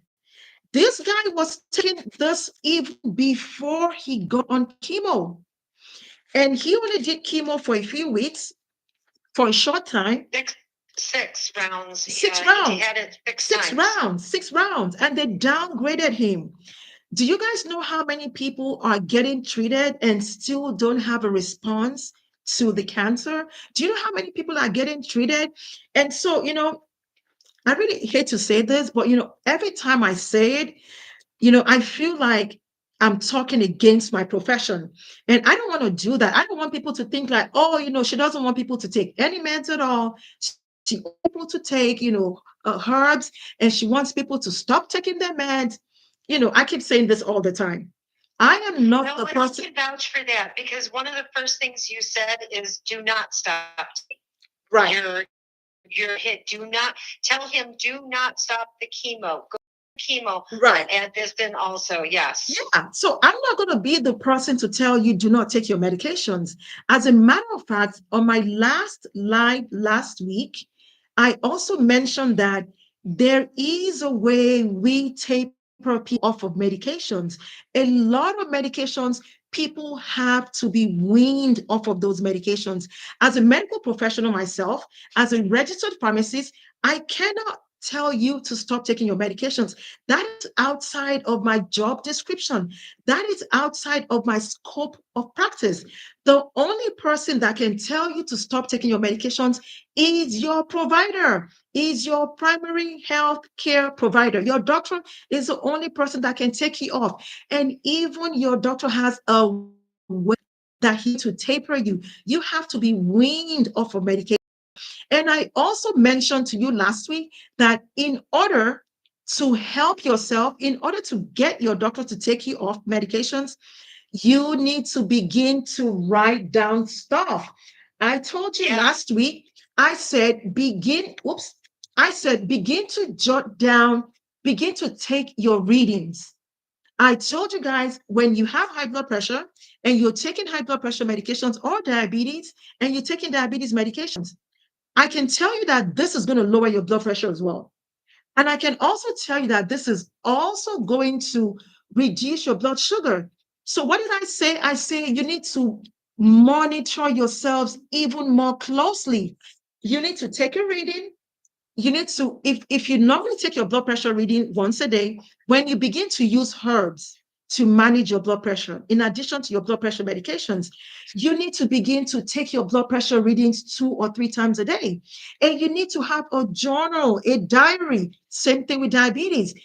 Take your blood sugar readings more often. Begin to have a diary. When you go for like a whole month, this is what you're going to take to your primary care, provider. This is what you're going to show to your primary care provider and say, hey, look, hey, doc, look, these are my blood pressure readings. These are my blood sugar readings for the last, however long you've been taking it. That's how the doctor can make an educated decision on tapering you off your medications. The doctor is not going to say, oh, yeah, you've been taking them leads I told you not to take. Yeah, you feel good. They don't take you off of medications like that. They are going to take. No, I had to walk in with a piece of paper. She had a reading. She had a bunch. I would take the blood pressure 3 times in a row. Remember the medical term for it? It's actually a specific way that you take it if you want to prove to your doctor that you're doing good or that you want to make a change, because they make you feel guilty when you tell them I don't want to take this medication anymore. Exactly. They threaten you basically. Yes. They say, well, you're going to die if you don't. Well, yes. That's nice to hear. Thank you. Yes. But yes. I took it 3 times a day, or not 3 times a day. You take it 3 times in a row. And then it's the third reading. You take them 1 minute apart. Keep the third reading. That is your morning one. At night, take it 3 times in a row. Keep the last reading. That's your evening one. And if you do that and take it into your doctor, like I said, when I walked into his office with my readings, I did not tell him that I had stopped taking the blood pressure medication. It wasn't until he said, your blood pressure is so normal and so low, I don't think these pills are any good for you anymore. That's when I told him, I stopped taking your pills 2 weeks and I have only drinking my Soursop tea. He became interested, but at the same time, they don't want the liability because they're not getting paid. They're not getting paid from big pharma in order to push those prescriptions. For years, I worked at a pain management clinic for years as an office manager. And let me tell you, the way those drug reps roll through there, pushing their candies and pushing the sweets that they bring with them to schmooze up the staff. And the more sweets they bring, the more they push off that one medication.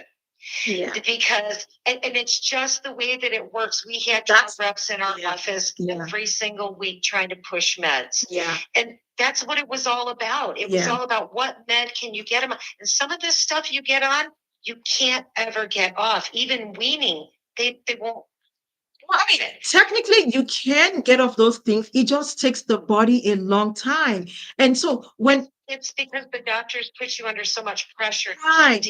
They don't help either because they say words like, oh, you're going to die, you're going to have a heart attack. They say a lot of stuff that just scares the freak out of people. Yes, it does. And so when you take all these measurements are called objective readings.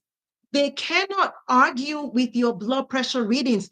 It's different from you saying, oh, okay, so if if Lena go to the doctor's office and say, oh, you know what?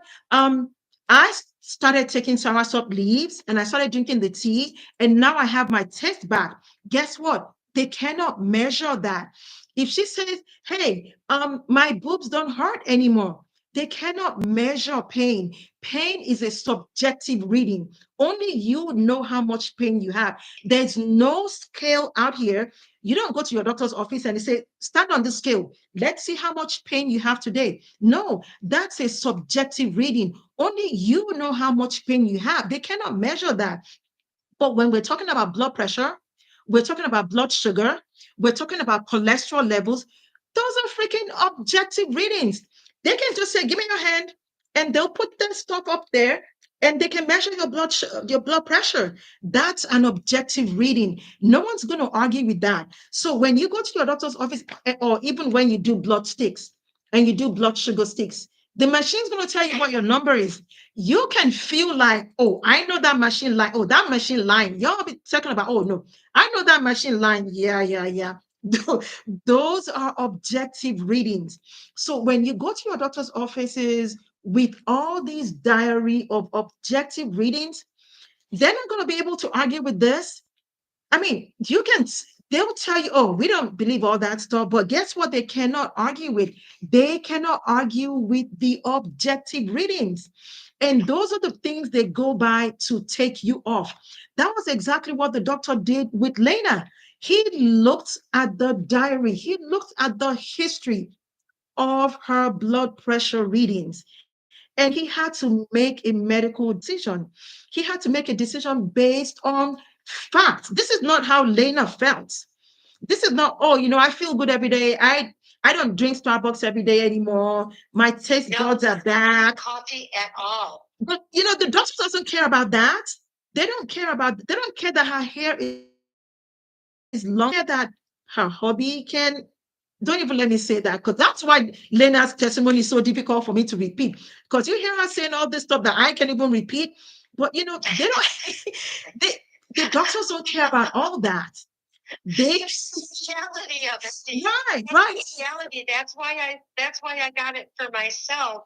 Yeah. Because I had that problem. So Yeah, yeah. And some of these problems, someone having pain in her boobs for years, I mean, only she can tell how relieved she's going to be. I mean, the quality of life, oh my God, you can't put a price on that. You can't put a price on the quality of lives. When it comes to, and that's why I'm never going to stop talking about herbs. My friends that know me, they'll come to me asking me, oh, my thyroid pills and all this, and then I'll just switch it around. I'll say, hey, you know what? You don't really need that thyroid pill, because look, this is what you need, blah, blah, blah. And some people come to me taking depression medications.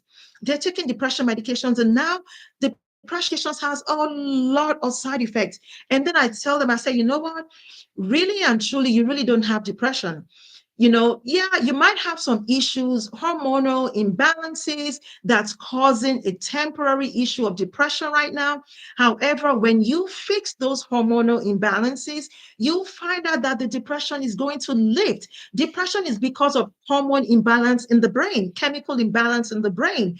But a lot of times, postpartum blues. Yeah, what you chemical imbalance. Yeah, what you get when you go to your doctor's office, they don't even want to get to the root cause. They write you a prescription for, Prozac and any of these SSRIs and all these antidepressants and antipsychotic medications. And what does that do? Down the line, it causes more problems. It poses more problems. Now you're having hallucinations. You're having all kinds of, weird dreams. You're having all kinds of, what do you call them? When people have bad dreams and stuff, night terrors. Yeah, night terrors and stuff. Some people even had suicidal ideations after taking antipsychotic medications and antidepressants. And I don't even want to talk about medications, because honestly, every time I talk about medications, it sounds like I'm always talking about the bad things about medications. And I know that there are benefits, because truly, when people get in acute situations, when someone has a car accident, or when there's like an emergency life-threatening issue, of course, we need some medications right then. These herbs ain't going to do nothing there.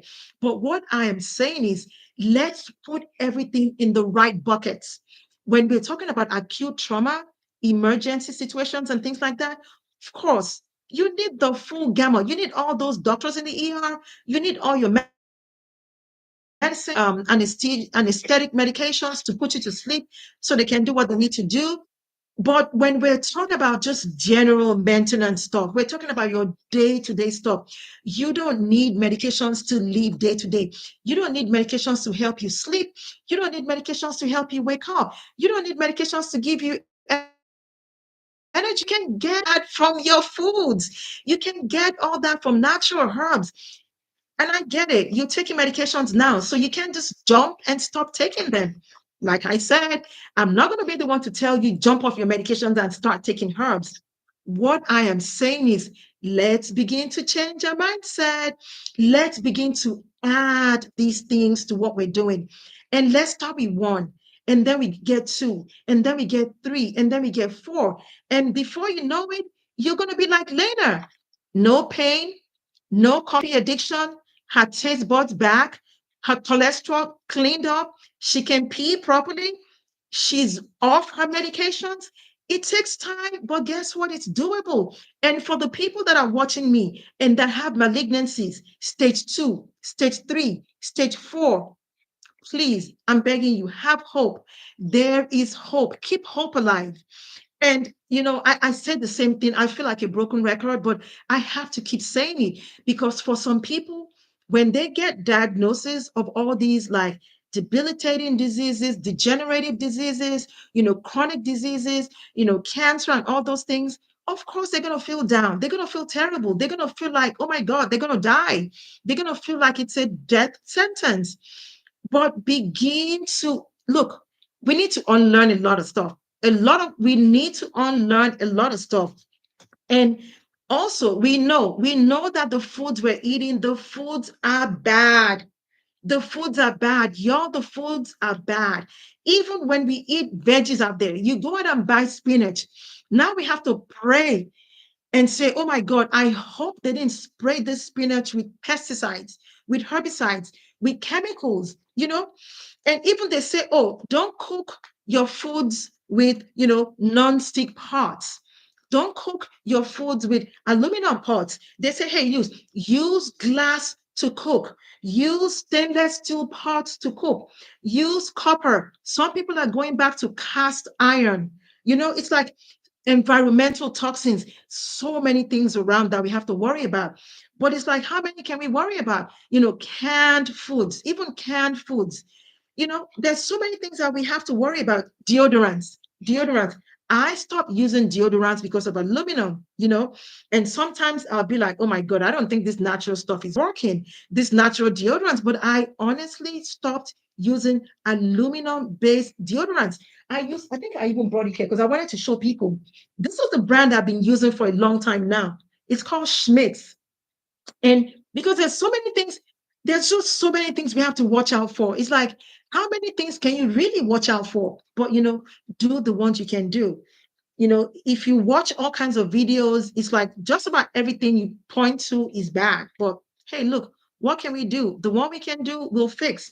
I don't I don't use aluminum based deodorant. I stopped using that way before the pandemic. But whatever we can do, let's do. We can't do everything, but the ones we can do, let's do it. Also, I wanted to mention this now that we're talking about deodorants. Do you know that if you eat the right herbs, and you eat the right foods, which a lot of us don't eat, we don't. Now, you'll be truthful. We don't eat the right things all the time. We don't. We just don't. But do you know that chlorophyll? This is chlorophyll. Do you know that chlorophyll is a natural deodorizer? Chlorophyll is nothing but the green stuff on these leaves.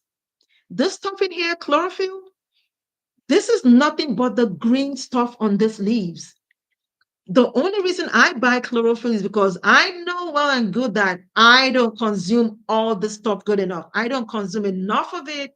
If I do, why would I need chlorophyll? Chlorophyll is the green stuff in these plants.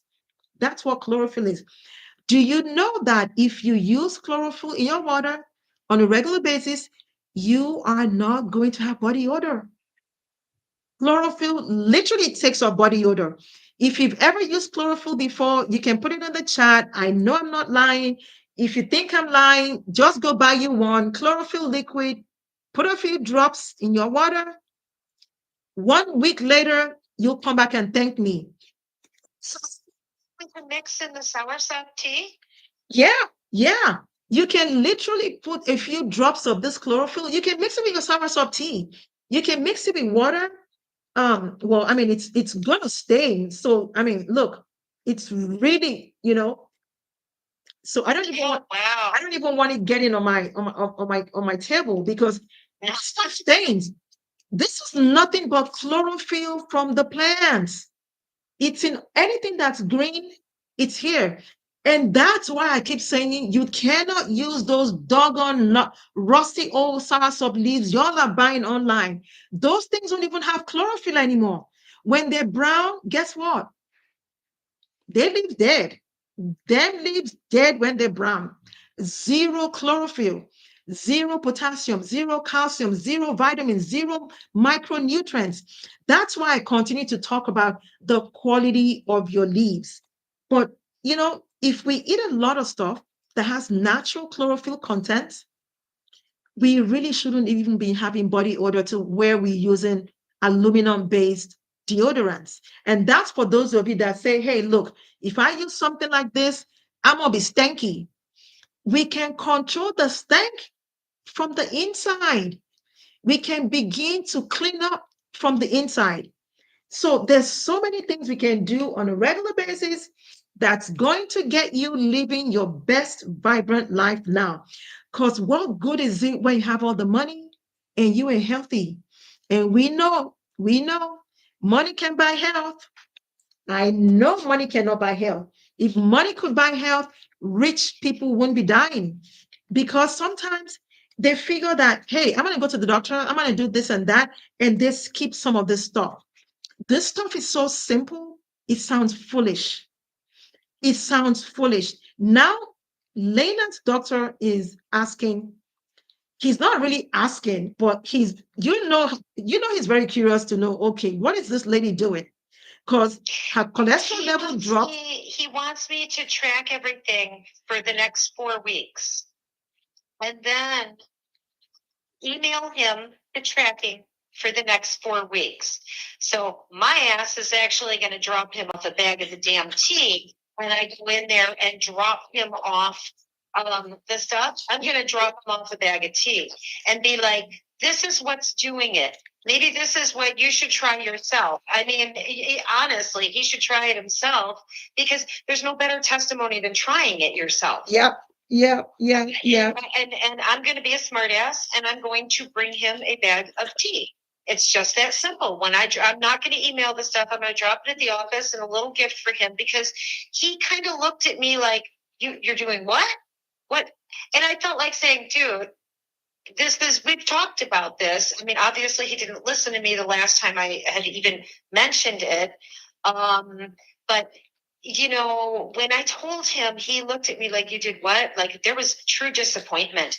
But you can't argue the paper I brought you. You cannot. I'm telling you, I brought you. You cannot. He said, I want to see it 4 more weeks. I want to see whether or not you are consistent only using this and he referred to it as the so-called tea. Exactly. And I have to prove to him, and I'm like, yeah, I got no problem. See you in 4 weeks, no problem. Show you. See.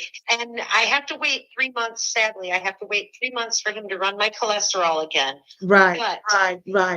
Because he does want to do that again, but he wants to do it 3 months from now. Yeah. So for the people that are asking me, and I get a lot of people asking me that, can I take this with chemo? Can I take this with chemo? And they say, oh, because I want to make sure that, all these herbs don't interact with my chemotherapy drugs. And I get that. Exactly. And I tell people all the time, soursop by itself does not interact with chemotherapy drugs.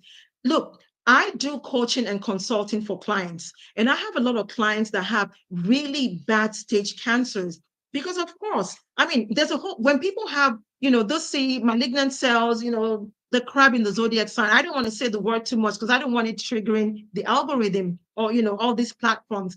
But when people, when they're dealing with stage 4, stage 3, we do more than this. It's more than, there's a lot more to be done for those types of people, especially when it has metastasized to other organs. So for instance, maybe someone has colon, the C of colon, and now it's spread into the liver, the spleen, and surrounding organs. Or maybe someone has the C of the breast, and now they're having now nodules in the lungs. They're beginning to have, it's metastasizing to other organs. So of course, there's so many things I have to consider. And that's why people come to me for coaching and consulting. A lot of people on TikTok, they'll be texting me, there's only so much I can help you on TikTok, texting you back and forth. That is not the best use of my time. That, and the result you're looking for, I'm telling you, you're not going to get it from me texting you back and forth. You will get some results because I do try to help people as much as possible. But there's so many other things that we have to consider. There's so many other things that I have to do. And that's why I make herbal preparations. And even my complex herbal preparations, my clients take them with the chemo. Some of my clients don't have enough faith to believe that all of this is the only thing they do need. I do have patients, I do have clients that consult with me, and this is the only thing they're doing for their Cs. This is the only thing they're doing for their malignancies. And guess what? We are getting results. But for the people that don't have that faith, I'm not going to force them and say, no, I know what chemo will do to an average person. I know. No one can tell me about chemo. I am a registered pharmacist. I've been practicing pharmacy now for almost 30 years. No one watching me has seen the effects of chemo more than myself, unless, of course, you are another pharmacist. Even doctors, they don't even handle the chemo. We are the ones that handle the chemo. So we know all the precautions we have to take just to even handle these medications. They are labeled as toxic, they are labeled as poison. And so, even for those people that are taking chemo, and I make complex herbal preparations for them, it still doesn't interact because I know what I'm doing. And that's why I'm online. Because, and as much as I keep saying this, I also have to be careful because I don't want the pharmaceutical companies coming after me, telling me, because I'm dipping too deep in their pockets and I'm hurting their bottom lines and stuff. But people need to know because people are out there suffering. And I know that even for the complex herbal remedies that I make for the clients that consult with me, even those do not interact with the prescriptions. They don't interact. There are some herbs that interact, yes, I know.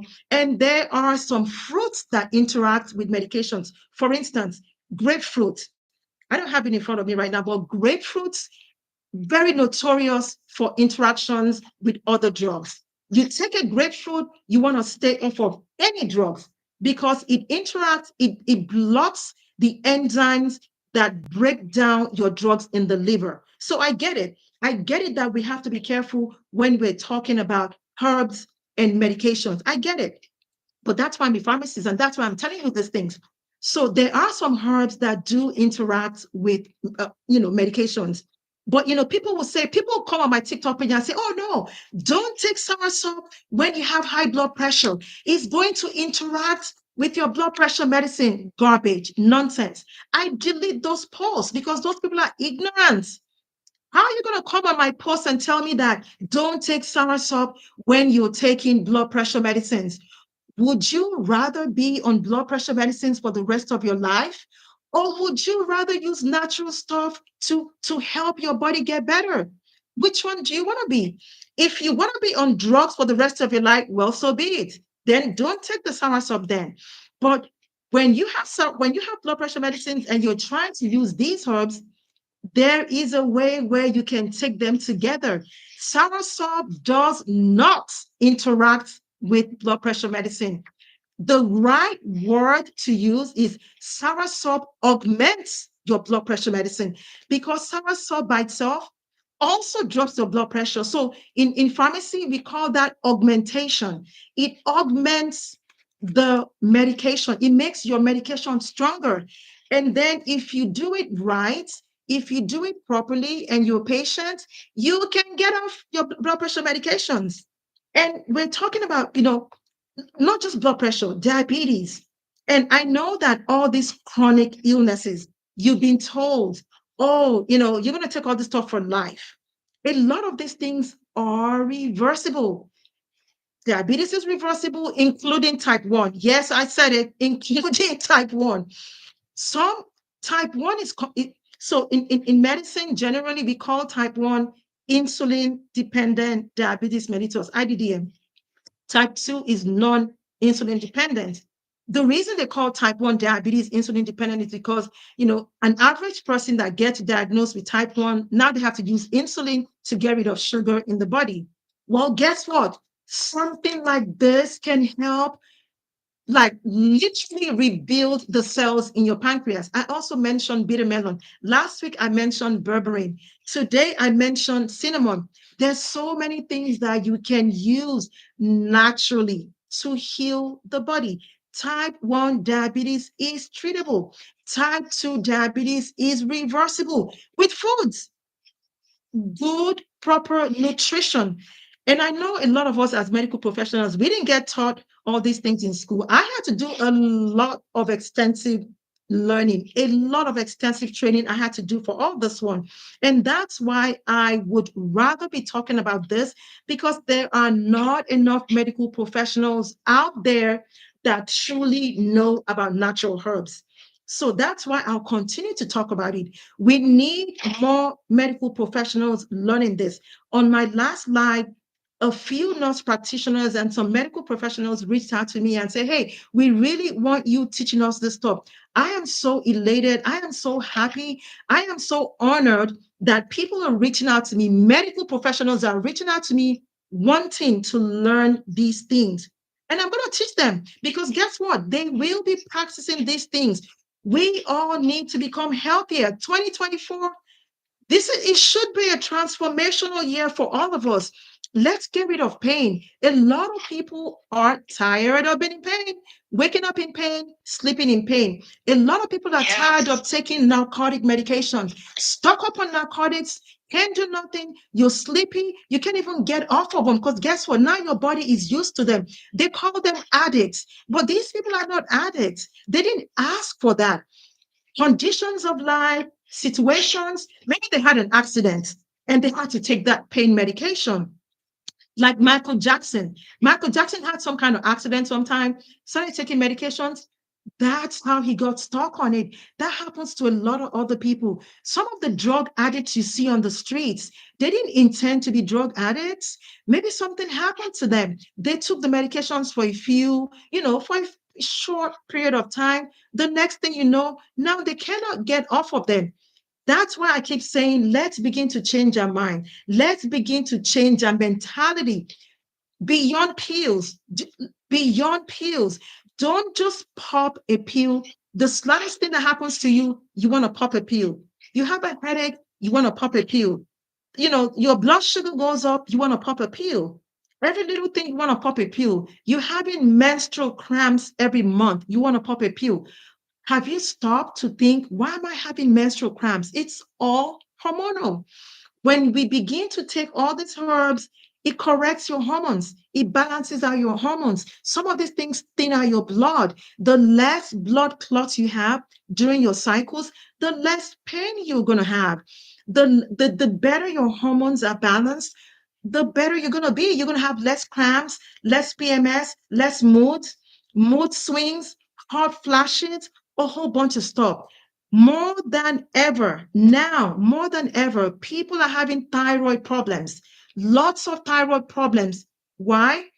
There's a lot of endocrine disruptors in all the processed junk that we eat. And that's why I'm saying, let's begin to think about herbs.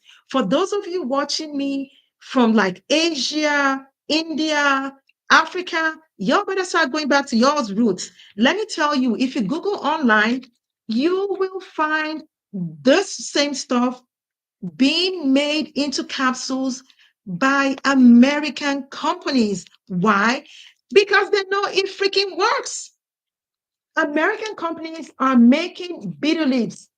They'll go to Africa, get bitter leaves, and make capsules for y'all. They're making it into capsules because some of y'all don't like the bitter taste. And some of y'all in Africa, this stuff grows like a weed. Like it grows like a weed. A lot of Africans, I have this in my backyard right now. I have it in my backyard, but we don't even respect some of these things like we should, and we don't utilize them like we should. So that's just basically what I'm saying, that let's begin to utilize all this stuff, not just soursop. I keep talking about soursop because I get a ton of questions about soursop. And that's why, unfortunately, well, I mean, it's not unfortunate, but I tend to talk about soursop a lot because my videos go viral and then I get a ton of questions. And then my phone is blown up, my DMs are blown up. So that's why I tend to talk about soursop a lot. But if you go on my TikTok page or my Instagram page, you'll see all the other herbs that I talk about. Yo, please, I'm begging everyone that's watching me, 2024, at least begin to make teas, begin to make simple infusions. Go on my website. I don't have too many things on my website, but whatever I have, www.yourorganicpharmacist.com. I have very few things that I know that they're difficult to get. And that's why I have those things. And I know that people are in search of soursop like crazy. I mean, this stuff is like 2,000 videos on TikTok, and half of them just be talking about nonsense. I watch some of those videos. I'm like, oh, dear Lord, that is just a ton of crap. And so, what am I going to do? The only thing I can do is do what I can do, just make my own videos and ask people, please share my videos, ask people to follow me because we need the right information. There's so many other things I can talk about, but I wanted Lena to be here today to say it by herself. When I say it, it sounds like instruction from another person. But when you hear it from people that have taken heed to my instructions, those are the testimonials you're looking for. A few weeks ago, I had Bridget on my live. Bridget talked about how soursop tea has made her cancer free. Oops, I shouldn't have said that, but Bridget said it. She was diagnosed with stage 3 breast cancer. I said it again last week. Unfortunately, Bridget cannot join me right now. She's out in a different country. It's about what, 3 or 4 in the morning right now where Bridget's at. So she's sleeping. But Bridget has joined my live multiple times and she has given her own testimony. And just like Lena, she was very excited and she went on and on and on. She had breast cancer in one breast. They took it off, complete mastectomy for that breast. Then she did chemo and she did radiation. And then the cancer came back to her second breast. And then she went back to begin chemo again. Now, people say, when people take soursop and they do chemo, people tell me, well, it's not really the soursop that works, it's the chemo. Yeah, sure. I'm not even going to get into that conversation. I'm not even going to go into that. But tell me why, after having the breast cut off, after doing all the rounds of chemo and radiation, tell me why Bridget's cancer came back to her second breast. If all that, you know, medicines is, all that, why did it come back to the second breast? Well, so she went to the doctor again. She started again the chemo on the second breast. Well, after 2 rounds of chemo, she ran out of funds. She couldn't do any more chemo. And then that's when she ran across my video. And of course, like everybody on TikTok, they don't, they just like, boom, jump and start DMing me. And as much as I hate to tell people to DM me, and as much as it just takes me so many days to read through those DMs, I responded. And she was asking me questions and I responded. And she literally took all my instructions to heart and she went away. Do you know? She didn't even buy Saras. She didn't even buy anything from me. She lives in Nigeria, 2 houses down the street. She was able to find the tree. Her brother got a whole bunch of stuff for her. She didn't even care about the quality of the leaves. She's dealing with stage 3. The tumor, the cancer was oozing out of her. The wound was oozing out. She started to use soursop leaves, y'all. Soursop leaves, y'all, because she couldn't afford chemo anymore. Within 3 weeks, I wish Bridget was here saying her own testimony, and I will get Bridget back. For the benefit of people watching me on Instagram, on Facebook, and on YouTube, I will try to get Bridget back on a night live, or maybe even just on a recorded live somewhere, at least to capture her testimony. She is so, I mean, she just loves sharing her testimony. Within 3 to 4 weeks of taking Soursop tea, the wound, the physical wound, the cancer tumor, the wound, the physical wound was already drying, and she was already feeling better. I wish she was here, sharing her own testimony. If you've been on my live before, I'm pretty sure you've heard Bridget's testimony. It's very detailed. She was very sick with the chemo, extremely sick, deathly sick. And fortunately for her, she didn't even have any money to continue. So she had to, that's where she figured, okay, let me try this. Had she had the money, she wouldn't even have tried this. What do we know what would happen to her had she had the money? What do we know what would happen to her had she had the funds to keep going on chemo? Remember, she did chemo and radiation on the first one, and now the stuff came back on the second one. So now she started taking this. Within weeks, the physical wound, the physical tumor is drying up. She's feeling better. She can eat. She has an appetite. She goes back to the doctor's office. What did they do?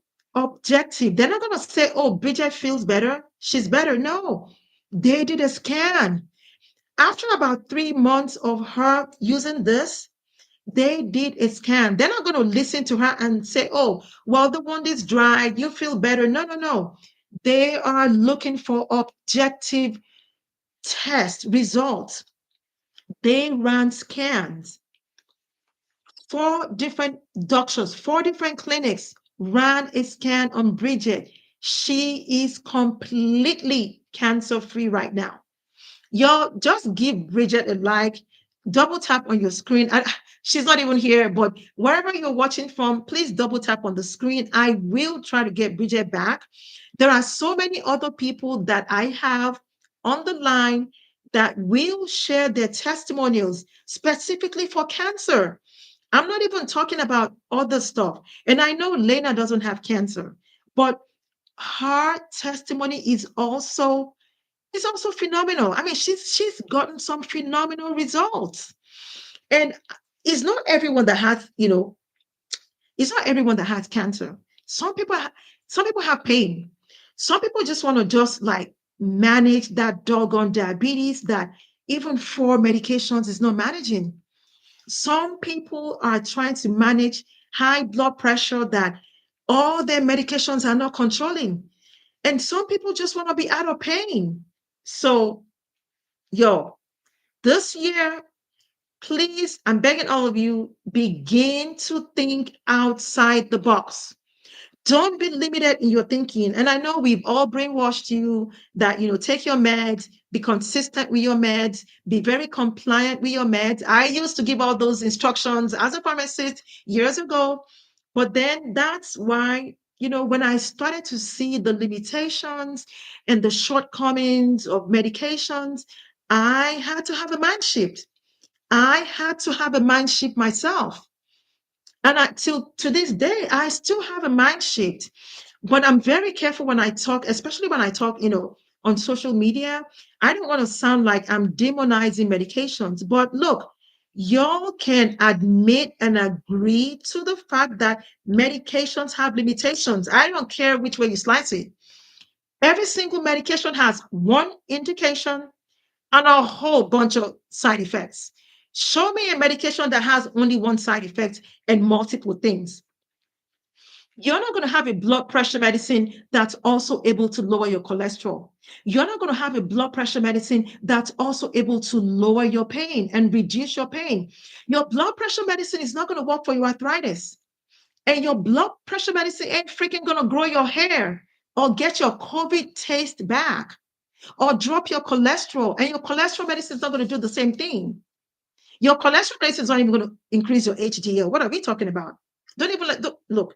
That's why I don't even like talking about meds, because then I go on the wrong end of things and then people think I'm demonizing medications.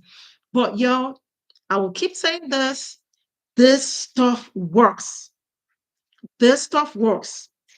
Even when you're taking chemo, yes, you can take it with chemo.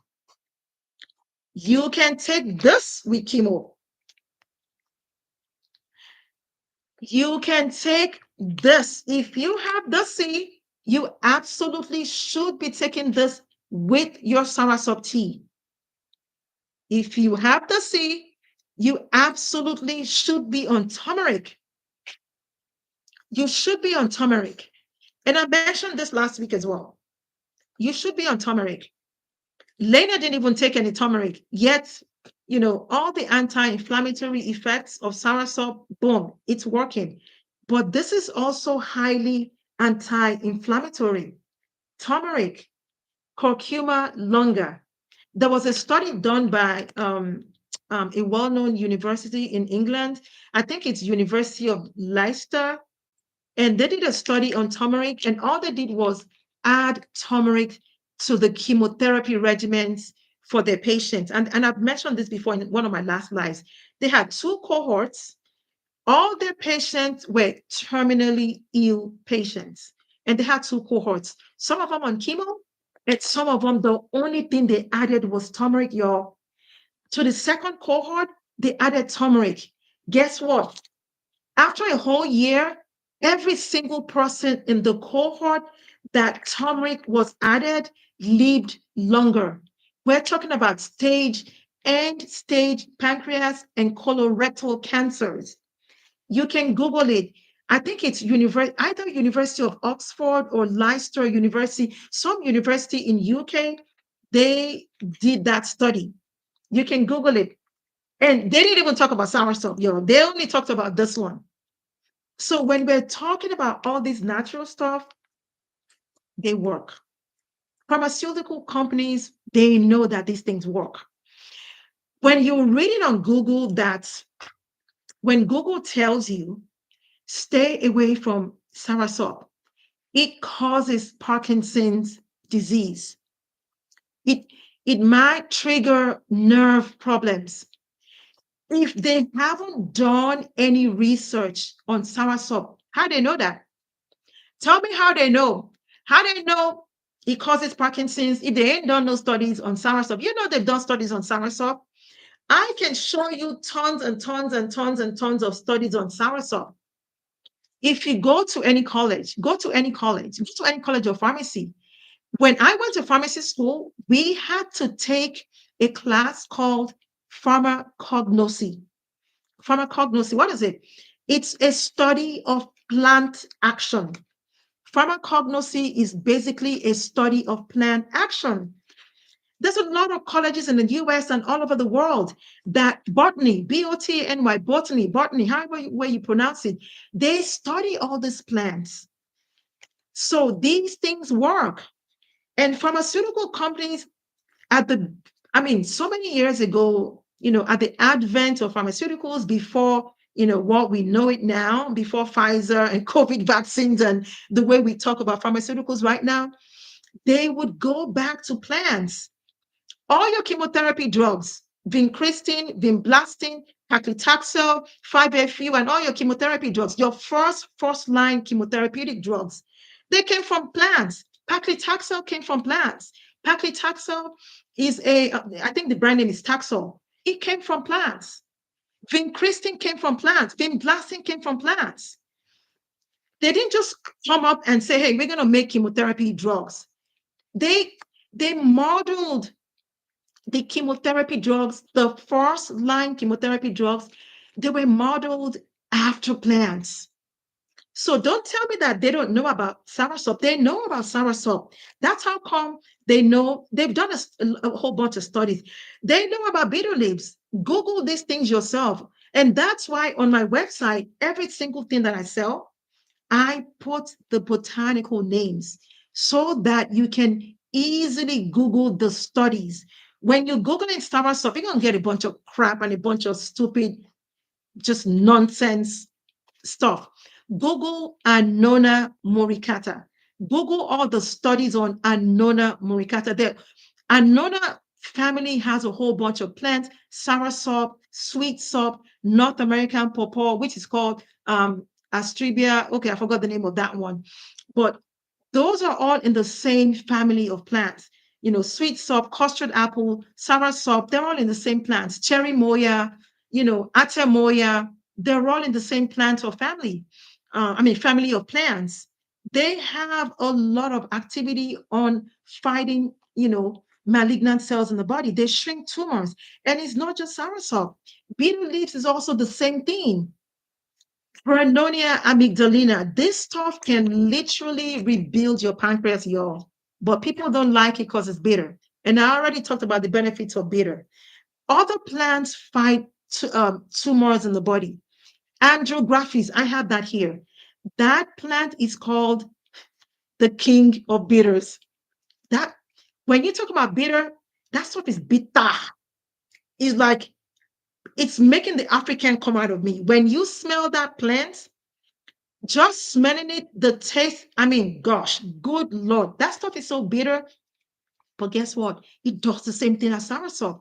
It gets rid of malignancies in the body. It shrinks tumors. There's a whole bunch. I have like 10 different things I can list that literally does almost the same thing that soursop does. It's not just soursop. And that's why I have clients that come to me for coaching and consulting that I make herbal preparations for, and they don't even use chemo at all.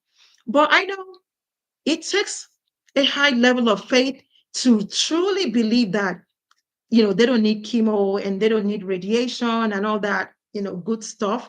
It does. And I'm not going to force anyone to say, oh, yeah, you must only do this one. But honestly, if you were really to ask me, I would tell you do something natural first. Get your body in a way where your body can really handle chemo. Chemotherapy is toxic to the body. Yes, I said it. Take it however way you're going to take it. If anyone has ever taken chemotherapy before, they can attest to what I'm saying. Chemotherapy is toxic to the body. So you do have to exercise a lot of caution, build up your body as much as possible, even if you're going to do it. If you don't want to do it, I'm telling you, there are options. We have been conditioned and trained to believe that chemo, radiation, surgery, we have been conditioned to think that that's the only modality of healing. Yo, it is not. There are so many modalities of healing. We just need to begin to enlist all the modalities of healing. These are one of the good modalities of healing. There's so many other modalities of healing. Pharmaceuticals are not the only option. And I mentioned last week, sometimes they're not your best option. So, if you have questions, I'll begin to look through the chat now because I've spoken enough. And also, I've already left my website. If you go on my website, all the things are there. Lena has been very gracious enough to share her testimony. And this is not the first time she's sharing her testimony. And I can only thank her for taking time to come and share.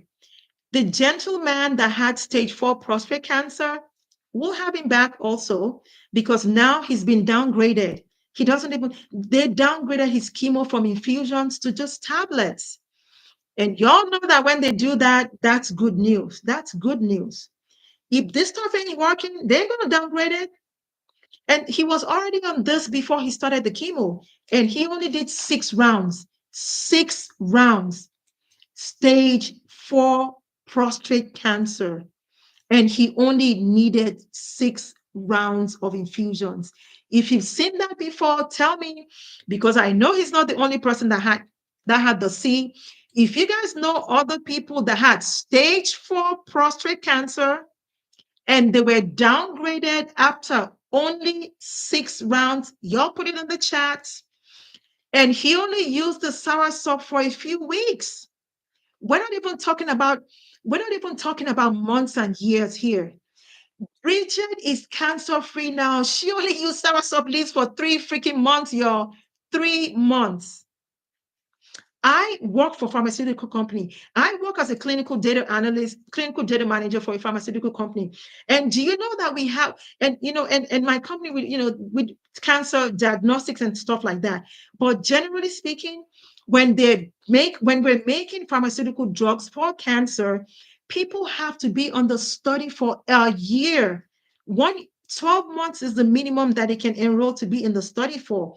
And a lot of times we don't even see any results. 6 months, 9 months, nothing. Yeah, nothing. He has done nothing to the cancer. After 6 months of chemo, 9 months of chemo, nothing. Them tumors ain't even shrinking, nothing. But guess what? People are not even willing to try this for weeks. They're asking me, people are on my TikTok page asking me, how long am I going to have to use it for? How long is it going to take before it works? But these are the same people that will take chemo for 1 year. How come you ain't asking your doctors how long the chemo will take? Chemo, we have done studies where it took 9 months, where it took 9 months for the chemotherapy drugs to even have any effects on the patients, on those on the participants' cancer, on the subject, because at that point I don't even know if we should call them patients. Well, for oncology studies we do call them patients because there's a level of standard of care that we still have to uphold. But other people in clinical trials, we call them participants or subjects. But for oncology studies, we call them patients because we do have to maintain, a standard of care. We cannot just give them placebo. People cannot enroll in oncology studies and we're giving them placebo. No, that would be really cruel. So for all those cancer patients, some of them, it takes 9 months of chemotherapy on these studies before we even see any benefits. And I'm only asking you to take these. This stuff works within months, weeks, 3 weeks, 4 weeks. Stage 4 prostate cancer. He only took it for 3 months. He's been downgraded. He doesn't even need the infusions anymore. Downgraded to tablets. So, y'all, I'm done talking. I also tell you guys, make life simple for yourselves. Get stuff like this so that it just makes it easy. These teapots already have the strainers inside where you can easily take your leaves, shred up your leaves, put your leaves in here, and then, you just, the water is there, boil the water. It makes it easy. When you're ready to drink it, all you have to do is just this. You don't have to worry about, okay, let me try to get the leaves or whatever herbs it is. You don't have to worry about getting it out. Make life simple for yourself. We have the teapots in the smaller ones too, where you can take it with you when you travel. These are glass, they're safe on the stove. I don't use a lot of high heat on mine. So I would probably advise don't use high heat. You don't even want to boil these things on high heat. You don't want to boil your Soursop teas on high heat. High heat is going to just mess up the contents of your leaves. So really you want to simmer. When the water is boiling, you're going to have boiling water. You're going to add your leaves. You're going to add your leaves and then you're going to leave it on the stove for 5 to 7 minutes and let it simmer. Let it simmer for a little bit. This one is like this because I boiled it for 10 minutes because I had a whole bunch. I had a full pot. This teapot holds 4 cups of water, 4 cups of tea. And so it's beneficial for people that want to make, large batches. But make life simple. Get things that will help you make these things easy. So that way you're not, it's not a drudgery because you want to get to the point where you're doing this stuff every day. You're taking soursop, you're taking betel leaves, you're taking a whole bunch of other herbs. Make life simple, make it simple. Today I had red clover here. I even forgot to talk about that. Red clover is very good for ladies, for women, menopausal women, ladies that have PCOS, ladies that have PMS, cramping. It's really good. It just removes all that cramping. It's good for the uterus. Pregnant people, stay away. Pregnant people, stay away from anything I'm talking about, because when you're pregnant, your body obviously is different. So when you're pregnant, we want to exercise a lot of caution, unless your body has been so used to doing all these things when you're pregnant, then you can. And even then, there's still some things you just want to stay away from when you're pregnant. When the baby comes, yeah, resume all that stuff. But please, y'all, if you don't have soursop, please get yours. Everybody needs to be on this. Put your children on this. I mean, just, I don't care. You don't need to have a disease. Prevention is better than cure. Like they say, an ounce of prevention is better than a pound of cure. Yo, prevention is cheaper. Prevention is cheaper. Less headache, less money. Go on my website, www.yourorganicpharmacies.com, www.yourorganicpharmacies.com. Share my page. Yes, children can take it. When we're trying to prevent, once a day is good enough. Lena mentioned that she took it 3 times a day. Remember that Lena was dealing with a ton of inflammation. She had a lot of inflammation in her body. So that's why she was drinking it multiple times. Bridget also was drinking it multiple times. Yo, Bridget was washing her hair with soursop. She was washing her hair. She was washing her head when she lost her hair from the chemo. Yo, Bridget was making soursop tea and using soursop tea to wash her scalp. And then her hair grew back. All of her hair grew back. Lena didn't even do that. Lena's hair just grew back because she was taking it. But Lena was taking it 3 times a day. Bridget was taking it 3 times a day because Bridget she was dealing with stage 3 breast cancer. So of course, for people dealing with malignancies and bad cases of diabetes and stuff, yeah, you are going to need it multiple times. But everybody else, once a day, good enough. And I've mentioned all kinds of stuff you can add to it. And I'm going to quickly try to go through. Okay, someone said, what do you think about turkey tail? I have turkey tail here. I don't know if a lot of you have seen it before, but I have turkey tail. It's a mushroom. Turkey tail is a mushroom, and turkey tail is a fantastic addition to this one, especially for people dealing with malignancies, people dealing with stage 3, stage 4. Yeah, you want to get turkey tail mushrooms. Those are very good. You can absolutely combine turkey tail mushrooms with your soursop tea. That stuff is gonna, that's gonna be a lot. It's gonna pack a punch. That is gonna pack a punch. How can I prepare them and how many can I have? I've already mentioned how you can prepare. You're gonna need, these are huge leaves. So something like this, you don't even need 6 to 8, maybe 4 or 5 of this is good. But if you have malignancies in your body, yeah, you still need about 6 of this one. And of course, it depends on the stage of the malignancies as well. It also depends on, has it metastasized to other organs? So for regular people trying to prevent, 4 of this is good enough.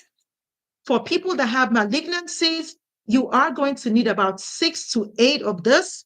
And then, of course, you always want to shred up your leaves. You want to shred it up, shred up your leaves. I see videos where the whole leaf is put into the pot. Wrong, wrong.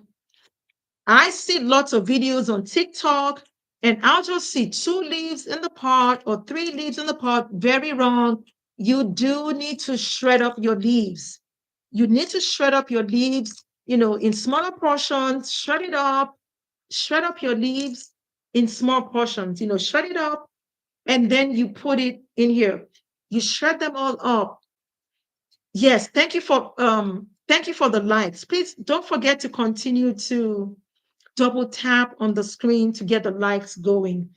The reason you want to shred them up is because you want to increase the surface area where the ingredients are coming out, getting infused into your tea. That's the reason why you want to shred them up. See how big this is? If you put this in here, you're not going to get majority of the ingredients in this leaf into your tea. You're only going to have, this is the surface area you're going to have right here. But when you shred it up into little pieces, now you have quadrupled the surface area. And then, of course, you get a lot of the benefits from the leaves into your water. That's the rationale. I know a lot of times I don't stop to say why I do some things or why my instructions are like that sometimes, because the videos are so short and there's only so much you can do on a TikTok video for 30 seconds or, but that's the reason why you need to shred it. You want to increase how much of the ingredients, the nutrients, the vitamins are coming out into your tea. So shred it up, put boiling hot water in here, and then leave it on the stove for 5 to 7 minutes. And then let it cool down some, and then you can drink it. For people that are asking, yes, you can use honey. But if you don't want to use honey, that's fine. You don't have to use honey. And like I also mentioned, you can add other stuff. Let me also, I'm seeing some other questions now. Okay. So someone said, can children take it? Yes, children can take it. But when you have children taking it, the dose will be less. You're going to need less leaves. If you're making the teas for children, you will be using less leaves. So, and then children don't need 8 ounces. Children only need less. And if you're using the powder, and all these things are on the website. For the people asking me how much do I sell them, the pack of the leaves, this is a 21.99 pack. This pack right here is 21.99. So this pack right here is 21.99. And then the powders are used differently. And this pack of powder can last about a month. If you use this 3 times, if you use 1 teaspoon 3 times every day, this pack of powder can last about a month. Of course, when you're dealing with malignancies, you are going to need more than 3 teaspoons. This is a powder from the fruits.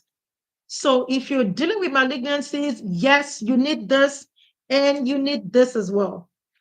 And if you don't want to buy this one, you can also get the juice. I have the juices on my website as well. So for people dealing with malignancies, you absolutely need the fruit and the powder. And I already explained at the beginning of my life that the fruits are stronger. The fruits have more acetogenins. So that's why people that are dealing with malignancies also need the fruit. And that's why I have gone the length of having the powder, the fruit powder available, because the fruits are just so difficult to find. And they're only in season once a year. And so these are made out of Brazil. Brazil, they get a ton of fruits. So they made me this powder, and you can see it's white. The powder is white. Actually, well, this is sealed, so I would have poured it out to let you know, but the powder is white. It looks just like the fruit. So for people dealing with malignancies, they absolutely need to be on the powder as well.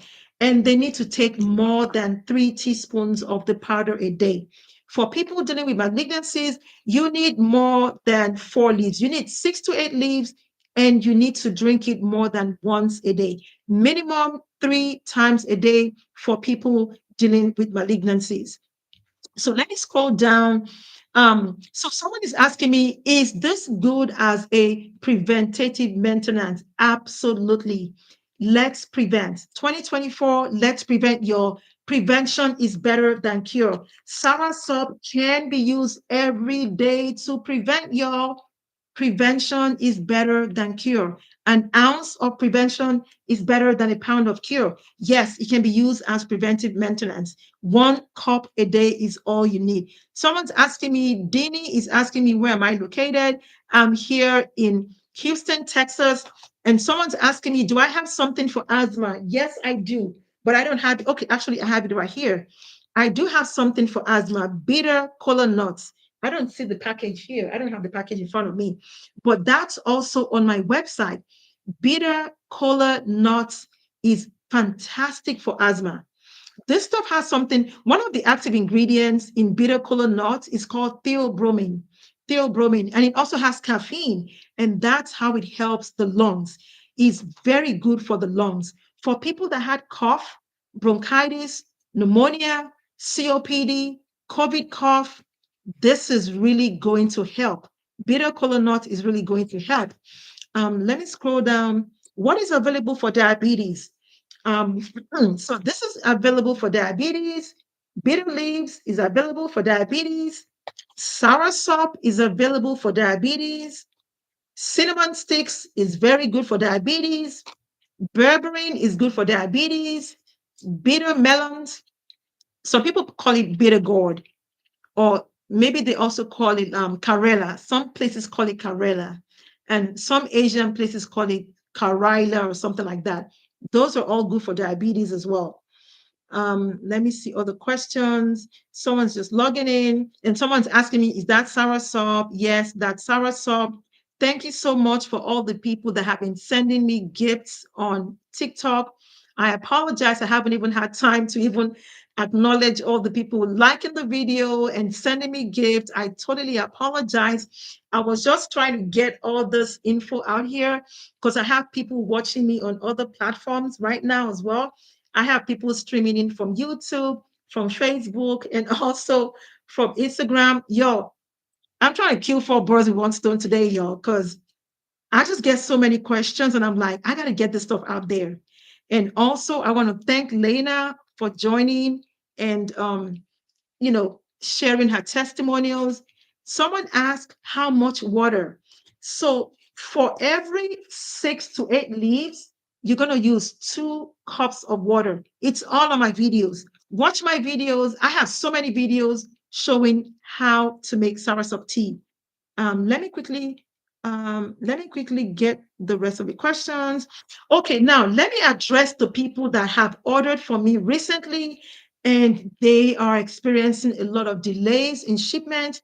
I totally terribly apologize, completely out of my control. This is a nationwide problem with United States Postal Services, has nothing to do with us. Normally, our shipments take 2 days, 3 days, people get them. But lately, USPS they're going through some process overhaul, and it is totally, oh my God, it is ridiculously impacting shipping, guys. And I terribly apologize that shipment hasn't been fast, quick like it used to be. We're no longer using USPS for the time being. We're diverging to FedEx and UPS just because USPS is taking so long. And unfortunately, they're cheaper than UPS and FedEx. But look, when y'all order these things, y'all want it right away.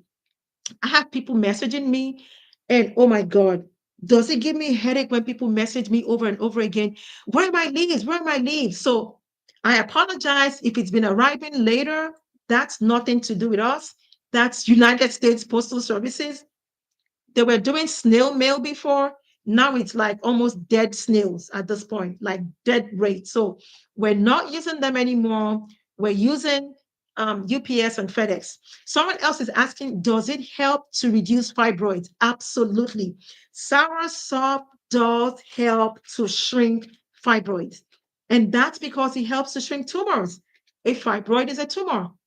It's a benign tumor, but it's still a tumor. So yes, soursop helps to shrink fibroids.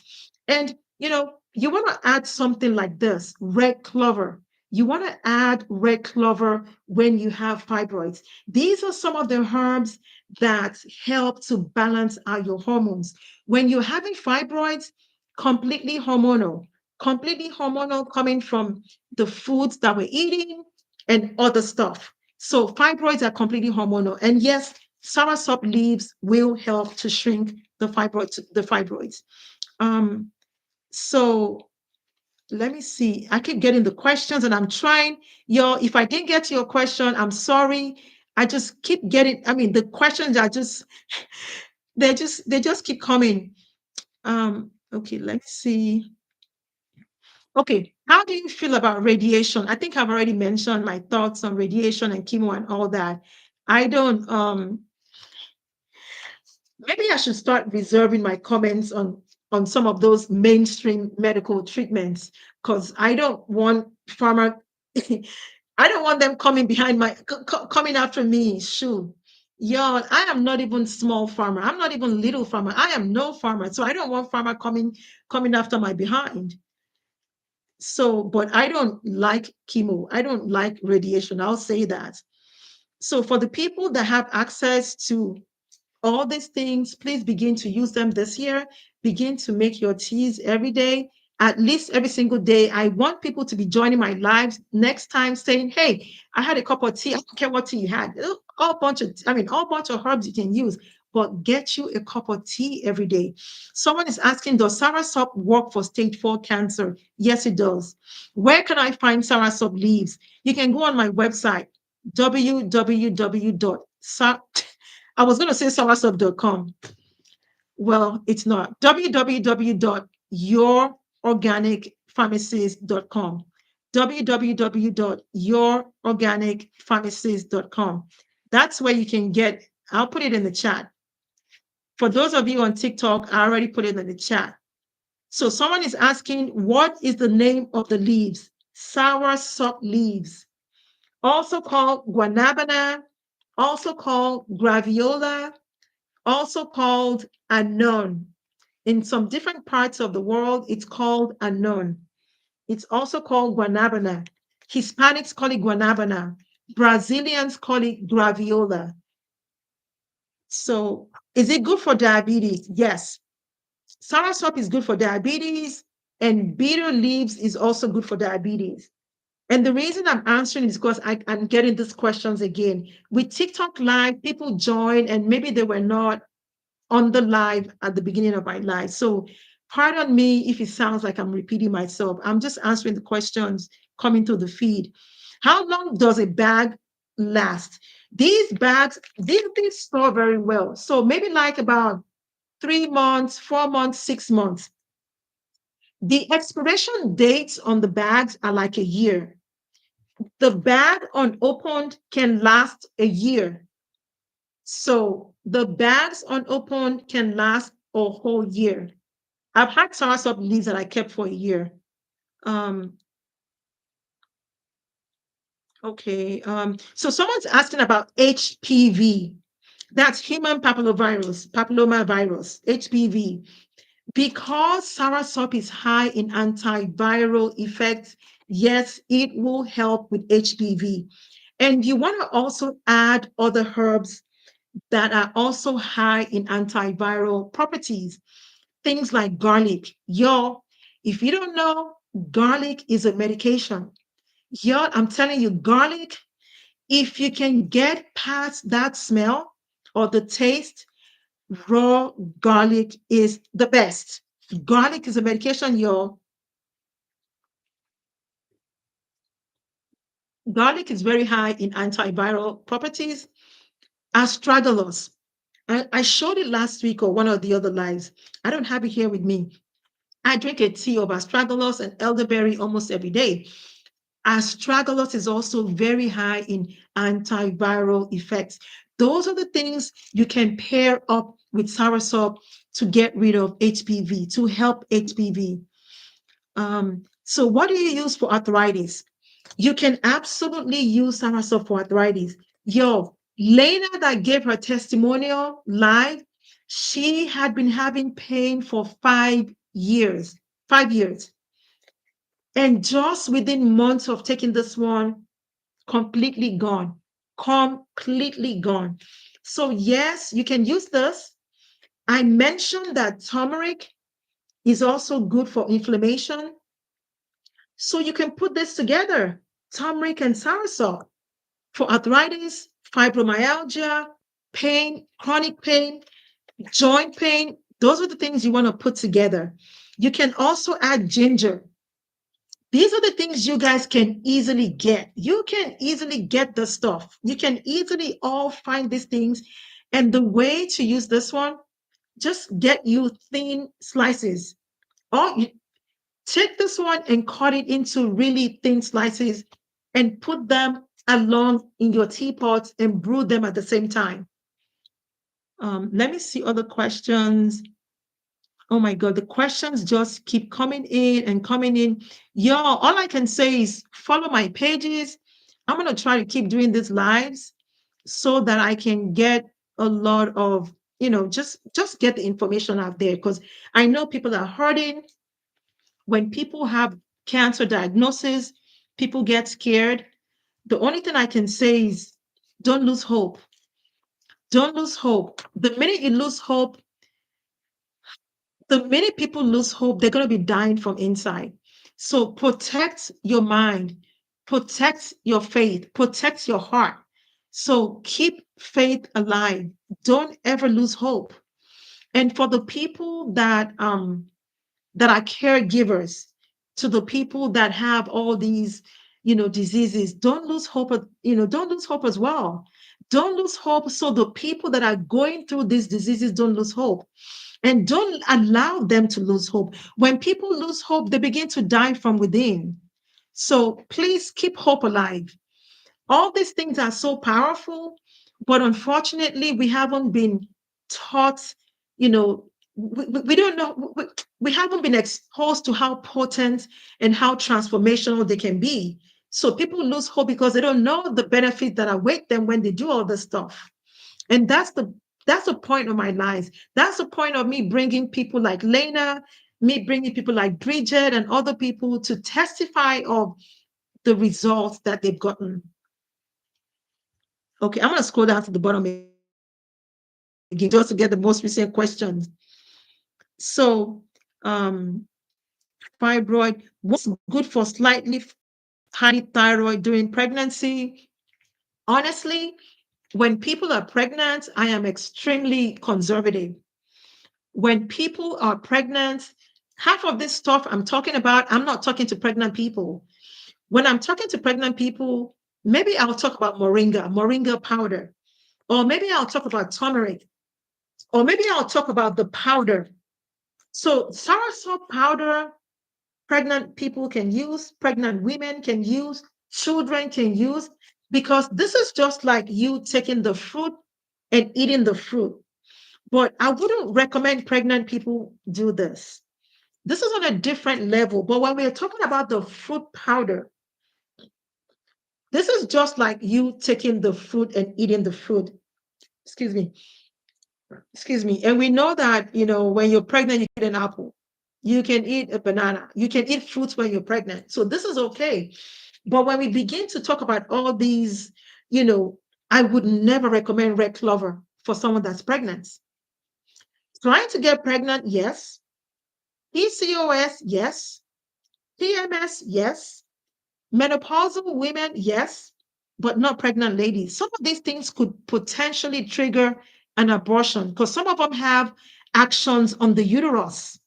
They have actions on the uterus where you get a lot of uterine contraction, which could lead to, it could lead to abortions, it could lead to miscarriages. So when people are pregnant, I am extremely conservative. I don't even like people using prescription meds.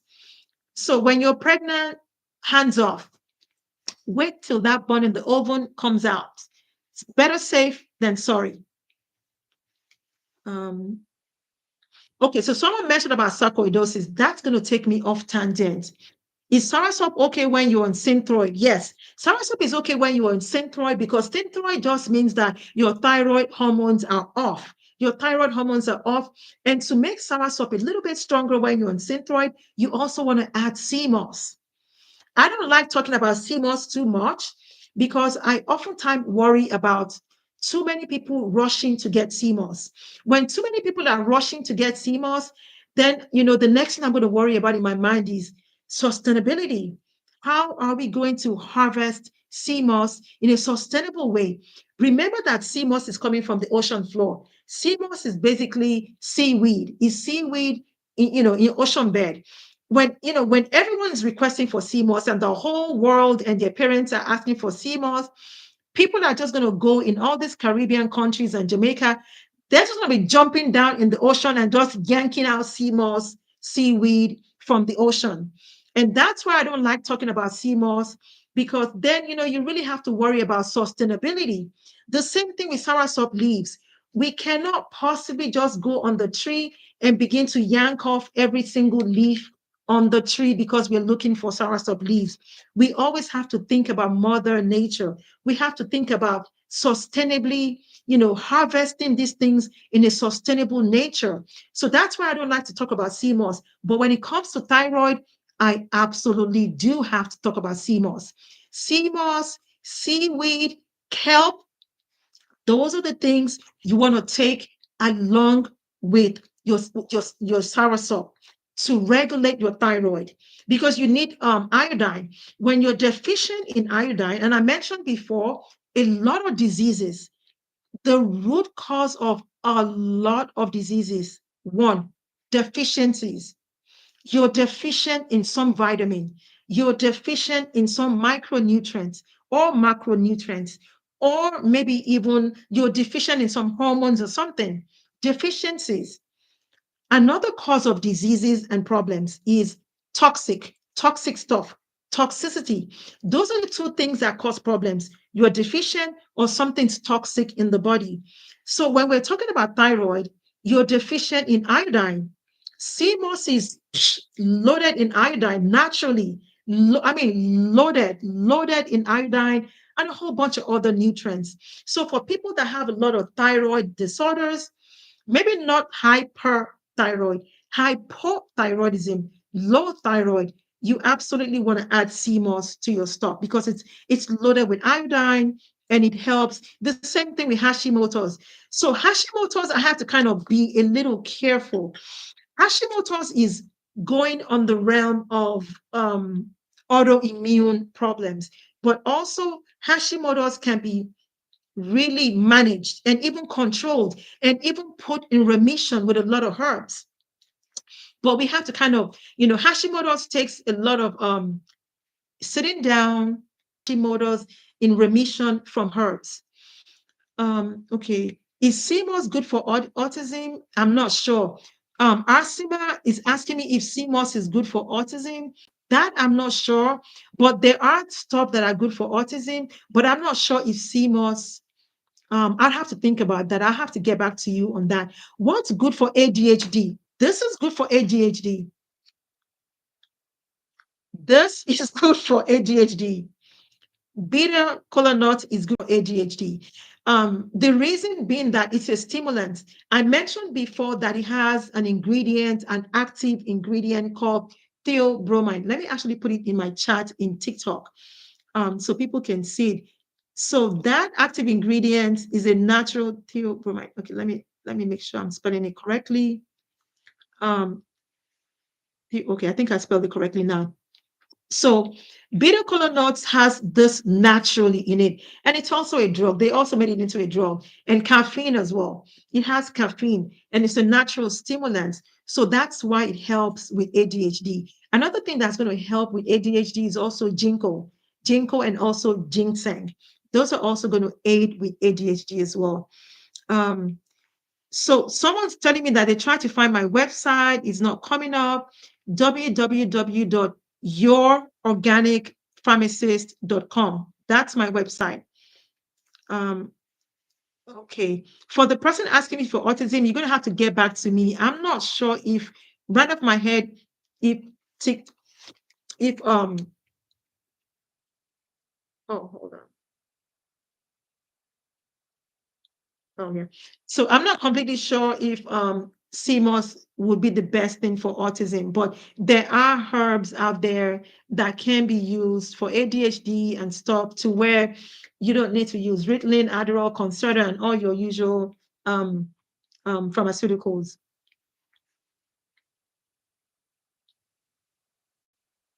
And if I'm skipping your question, I'm sorry because I'm scrolling through this question so fast. I mean, The questions keep popping up so much, and I'm just like scrolling, and the one I read is the one I read. So I apologize if I'm not getting to your questions. So someone's asking me what's good for lupus, and then when will you restock on your soursop leaves? We are, well, if the soursop leaves are out, I think that's because a whole bunch of people have gone on my website right now, and maybe they're out right now. So we will try to restock the soursop leaves as soon as we get. I mean, maybe hopefully before the week runs out, we should try to restock the soursop leaves. Today, this morning, I still had some soursop leaves on the website. But if it's showing that I'm out of stock now, probably a lot of people have been on my website buying it.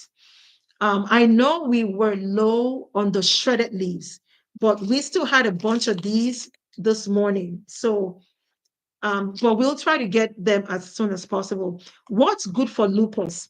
Lupus is an autoimmune problem, and unfortunately, I wouldn't recommend this for lupus because soursop has a very high antioxidant and anti-inflammatory property. So I wouldn't first off recommend soursop for someone that has lupus. There are other herbs that are used for lupus because if you use soursop for lupus right off the bat, what happens is it makes it worse. It makes it flare up because a lot of times what's going on is your body is fighting you. The body is fighting itself. So what we try to do and what medicine as a whole tries to do is suppress the immune system. So they want to suppress the immune system to calm all that inflammation and flare-ups down. So when you use this one, guess what's going to happen? It will boost your immune system. This is going to boost your immune system to the moon, and then it's going to fight the disease itself. So soursop isn't going to be the best thing to use. There are lots of herbs out there for lupus, things like bryophyllum, things like turmeric, and other herbs that can be used. Terminalia, catapra, that's Indian almond for those of you that don't know. But there's a whole bunch of herbs that can be used to for lupus and other autoimmune diseases like multiple sclerosis, fibromyalgia, and other autoimmune problems. There are definitely herbal solutions for that. Do I have sea moss? No, I don't have sea moss. I don't have sea moss. Sea moss is very good for thyroid and it's also very good to thin the blood, naturally speaking. Ashwagandha and wild yam roots. So someone's asking me about ashwagandha and wild yam roots. Wild yam roots is very good for ladies, especially menopausal women or just women that have cramps, PCOS. PCOS is polycystic ovarian syndrome, and it really bothers women. It makes them not able to have children. So wild yam root is good because it's high in progesterone. Also, ashwagandha is also good. Ashwagandha can be added to soursop leaves. So, and ashwagandha is good for a lot of stuff. Ashwagandha is good for when you want to sleep. Ashwagandha is also good for when you want to focus because it has a lot of brain activity, brain action. What is good for depression? Okay, so depression, it depends. It depends on what the root cause of depression is. Remember that when we're talking about naturopathic medicine, when we're talking about functional medicine and natural herbs, the best thing we want to do is one, we want to try to find the root cause of the problem. So a lot of times people say, that they're depressed and straight up they jump to antidepressants. They jump to your Prozacs, your SSRIs and things like that. But that is not necessarily going to fix the problem.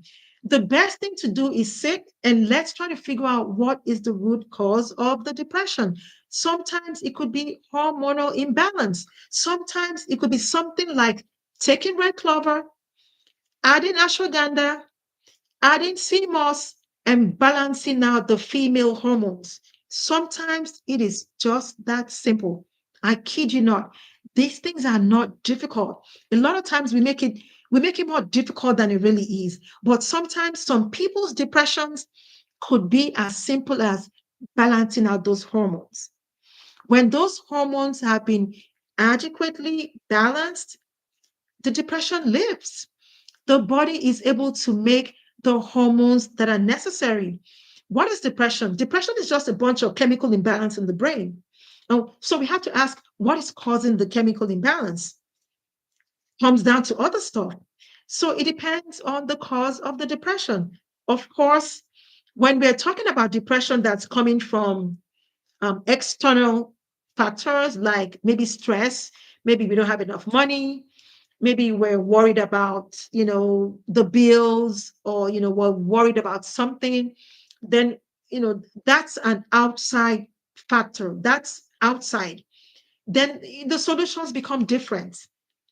So, so, but when you're talking about herbs that are good for depression, ashwagandha is good for depression. Damiana is good for depression because these are all the herbs that actually calm you down. Lemon balm is good for anxiety and depression. And I also mentioned in my live last week, blue lotus flowers, also good for depression, also good for anxiety. Anything that's good for anxiety, lemon balm, blue lotus leaves, lavender flowers, red clover flowers, ashwagandha, St. John's wort. So many herbs out there that are also good for depression. So someone said sea moss has 92 minerals out of 102. I don't know how true that is. I just know that it has a whole bunch of stuff. I don't know if it's 92 out of the 102. Some of those are just like some of those exaggerated claims we see online, but it has a ton of good. Sea moss, seaweed, and kelp, very good for you. Um, how can I order? Okay, so someone's asking me, how can I order? They know someone that has lung cancer. www.yourorganicpharmacies.com. And then I'm going to take a few more questions because baby girl is tired. My live went long tonight. Guinea hen. Guinea hen is called anamu. What is guinea hen good for? Guinea hen roots. So guinea hen, maybe I shouldn't even digress because guinea hen is a different herb. It's called guinea hen weed and it's called anamu. It's also called anamu. It's good for a lot of stuff. And I have it here. I have a whole bunch of herbs in my house, y'all. My house looks like a herbalist house, but I am a pharmacist. I'm not a herbalist.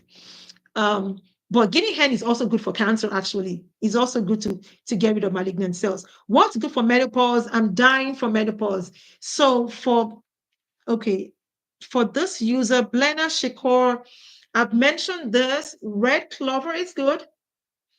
Evening primrose oil is good. Right here. Dandelions is good. This is red clover. This is red clover flowers. Okay. Wild yam roots is good. And so on and so forth. But lots of good stuff for menopause out there as well. What's good for anemia? Moringa, but I don't have moringa right here. Moringa powder, Moringa oleifera is good for anemia. Also, wache leaves. Um, they're called sorghum bicolor leaves. In Nigeria, the Yoruba people call it okababa leaves. The Igbo tribe people call it borokoro leaves. Ghanaians call it wache leaves. Very good for anemia. It's already, I think I've done some videos on wache leaves as well. So but the actual name is sorghum bicolor. Very good for anemia. Moringa is also good for anemia.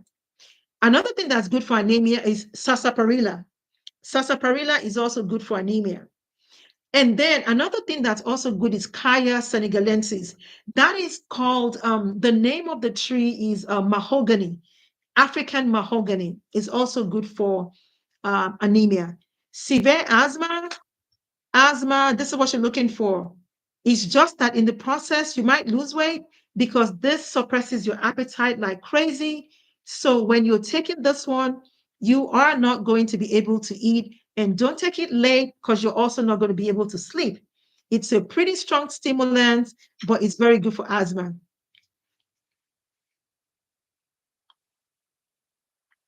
Okay, someone said if you are on antidepressants, should one come off order to do a hormone check?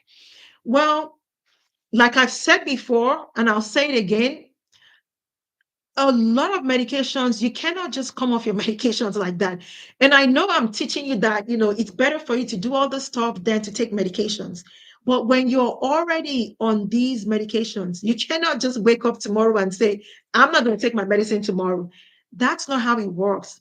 A lot of medications you have to be weaned off, you have to be tapered off, especially antidepressants.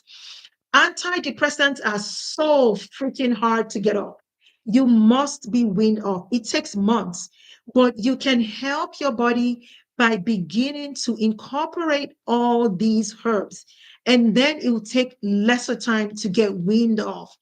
But you cannot just say, I'm going to get myself off these medications and then, I'll be fine on herbs because I want to do a hormone check. No, you cannot do it that way. You're going to go into withdrawals, and withdrawal symptoms, you don't want to go through withdrawal symptoms when you're trying to wean off some of these medications. There is a way to be weaned off. And as a pharmacist, I cannot tell you to stop taking your medications. That is the job of a medical doctor. A medical doctor, only your primary care provider can take you off a medication. I wouldn't advise anyone to just get up tomorrow and say, organic pharmacist told me to take herbs. I need these medicines anymore. No, I did not say that. You do need to be weaned off of medications. It does take time, especially antidepressants. They take a lot of time to get weaned off, but you can be weaned off.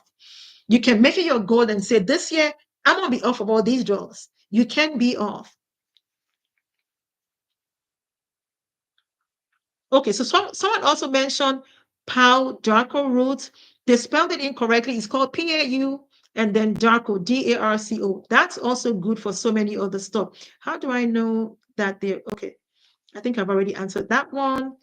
Um, okay, can soursop leaves be used for overgrown yeast and parasites? Yes. Soursop and a whole bunch of other herbs can be used for parasites. And, there's a lot of stuff that you can do to cleanse your body from parasites, to detox the body. Burdock root, bladderwrack, yellow dock, soursop leaves, beetroot leaves. You can use all these things to detox. You can use all these things to detox. Yes, you can use them to cleanse parasite from the body. Oregano leaves, they're very powerful. A lot of things are powerful, naturally speaking. Okay. Okay, I think I've answered. Okay, so I see 17 new questions. Oh my God. Okay, so someone said, what was the name of that asthma remedy? It's called bitter cola nuts. I don't have it here with me. I normally have it here with me. It's on my website, www.yourorganicpharmacies.com. It's on my website, bitter cola nuts. I'm gonna put it in the chat so you can see bitter cola nuts. And you do get used to the taste. So it's really not that bitter. You get used to the taste. It's a little bitter, but yeah, you'll get over it. You get used to the taste. Oh, wow. Someone's asking for likes so I can get to 50,000 likes. Thank you so much. Thank you for every single person that's beyond this live, that's watching, that's liking, that's sharing the video. Thank you so much because I know people just need this. And I'm really thankful that other people are sharing it so that the word can get out. Can you drink soursop tea at the same time as drinking vitamins? Yes, you can. Um, you need this more than vitamins. You need herbs more than vitamins. The vitamins you're taking, you don't even know the bioavailability of the vitamins that you're taking. Bioavailability means that how much are the nutrients getting to your body? How much is your body absorbing the nutrients in the tablets? Are the tablets breaking down when you take them? So we did a study several years ago. There was a study that I researched on several years ago about, okay, I'm not even going to mention the name of the vitamin because I don't want them coming after me, but it was two companies and they're very well-known companies for vitamins. Okay, I don't want to mention either of the names, but anyway, So the other company did a study, and they published it. They said, this other vitamin, y'all need to know that when you don't take our brand and you take this brand, based on all the studies they did, this brand, majority of the patients that took it, it came out in their poop. The whole freaking tablet. It didn't even break down. And so they were now saying that's why y'all need to take our brand. I'm not going to mention any of the brands because I don't want no pharmaceutical company coming after me. So I'm not even going to mention the name of the brand. The point is, a lot of tablets that you guys are taking, if it doesn't break down in your tummy, you're wasting your time. And do you know why it doesn't break down in the tummy? Because we eat crap. A lot of us don't eat properly. We don't eat the best things. We drink sodas, we drink sugary stuff, we drink cold drinks when we're eating. So the digestive tract doesn't really even break down all that stuff. If those vitamins are not breaking down, honey, you ain't getting the benefits. So begin to look for your vitamins in all these natural stuff. Begin to look for your vitamins in here. Begin to look for your vitamins in here. These are way more bioavailable to your body than the tablets you're taking. You getting magnesium. Okay, so alfalfa has a lot of magnesium. It's very high in magnesium. Soursop is very high in potassium. Ginger is very high in zinc, and on and on and on. All these vitamins, and moringa is very high in iron. It's very high in magnesium, potassium, vitamin A, vitamin C. I mean, all types of nutrients and vitamins. Your human body will absorb natural stuff in simple teas way better than the tablets that you take in. So it's better for you to get your nutrients from all this stuff, from garlic, from berries, pomegranates, all your foods, coconut oil, coconut water. Your body is going to absorb the needed fats from coconut water. And I ain't talking about no store-bought coconut water. I'm talking about coconut water inside coconut. That's what I'm talking about. Anytime I'm saying anything, I'm talking about original stuff. I ain't talking about the coconut water you bought on the shelf. Okay. So so your body is going to absorb the fat from coconut water and the oils from coconut better than capsules and tablets and all these convenient things you guys are doing. Keep it simple, y'all. Keep it simple. Okay, so um I keep seeing what's good for high blood pressure. I keep seeing what's good for diabetes. And that's to let you know. I know everyone on Instagram, Facebook, and YouTube. I know you've heard me answer that question multiple times, but that's to let you know that there's so many people out there suffering from these ailments. There's so many people dealing with diabetes, high blood pressure, dealing with pain. And that's why I continue to do the stuff because these things are good. Soursop, some people have, we call them comorbidities, meaning that they have one problem and then they have other problems. So someone has diabetes and also has high blood pressure. And guess what? That person probably also had bad lipids. They probably also have bad cholesterol. This is good. It knocks out the blood pressure, it knocks out the diabetes, and it also helps to correct the lipids. And do you know why most people that have diabetes also have bad lipids? Insulin resistance. This one, y'all, people that have diabetes, the reason why they're likely to have a cardiovascular accident, cardiovascular event, a stroke, the reason why they're more likely to have a stroke when they have diabetes is because of insulin resistance. That's really the root cause of the problem. That's the deep down problem, insulin resistance. So those people, you have one herb, just one herb, handles diabetes, handles blood pressure, handles cholesterol. Are you going to get one tablet that takes care of diabetes or one tablet that takes care of diabetes, blood pressure, and cholesterol? Tell me where you find it. Okay, so I think, can soursop help with multiple sclerosis? No. So, Adama, Mama, can soursop help with multiple sclerosis? No. I would not recommend soursop for multiple sclerosis. I would not recommend soursop for multiple sclerosis, lupus, or any autoimmune problems. No, soursop wouldn't be the best thing. It wouldn't be the first thing. We can use it later on when we have gotten to the point where we've reduced the amount of overall inflammation in the body. Then we can begin to incorporate soursop. It wouldn't be the first thing we're doing. What is the large leaf? So obviously someone just joined. The large leaf is soursop leaves. Soursop leaves. That's what we're talking about. Soursop used for soursop tea. And someone is asking me for blue vervain. Vervain, I'm not going to talk about blue vervain. I don't like blue vervain because it doesn't mix well with other herbs. Blue vervain is like a menopausal herb. It just doesn't mix well with other herbs. So I'm not even going to talk about that. What is good for low libido? Oh my goodness. Tiger nut, y'all. In Nigeria, this is aphrodisiac. This is good for low libido. Tiger nut is good for low libido. You can make your milk out of it, and you can just use the husk.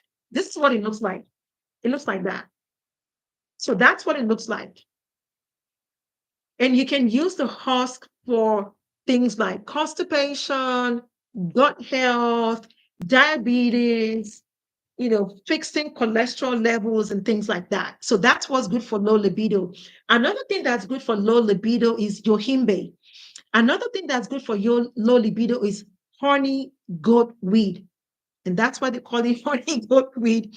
And then another thing that's also good is something called Muira puama. I forgot the actual names, but a lot of the things I remember the botanical names. Another thing that's also good for low libido is ashwagandha and also damiana. Let's see. Um, please hold up the bag again. So tiger nuts, that's what's good for low libido. Basically, this will get soaked in water.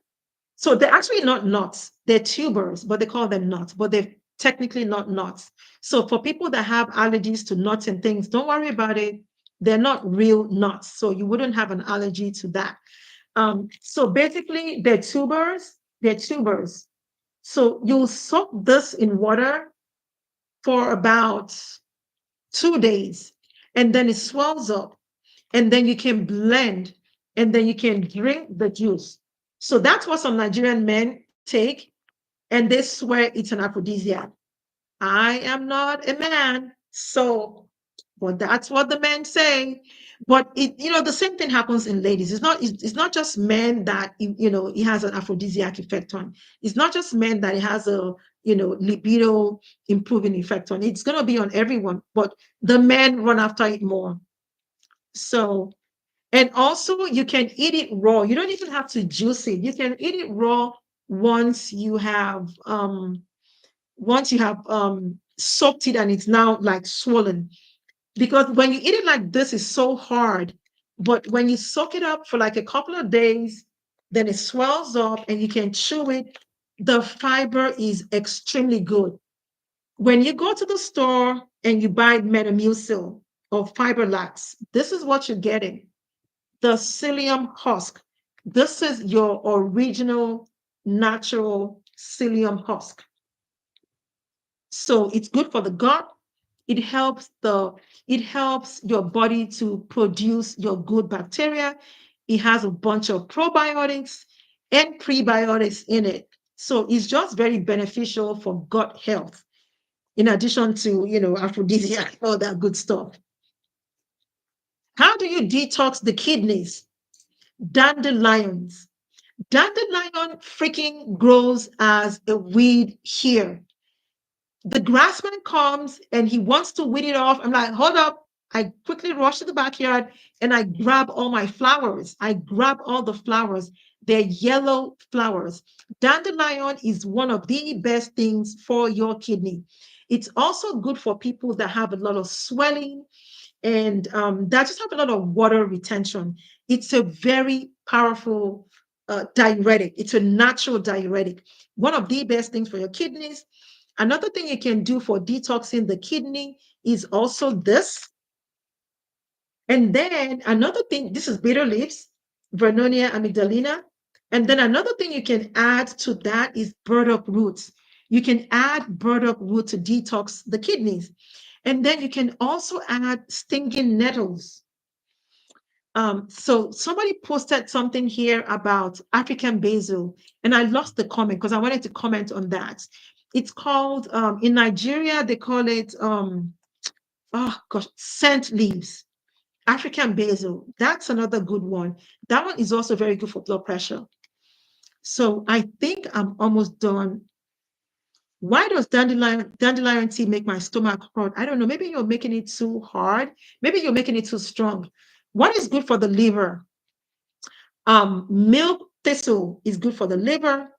Burdock root is good for the liver. Yellow dock, bladderwrack, those are all good for the liver. And also, of course, bitter leaf is also good for the liver.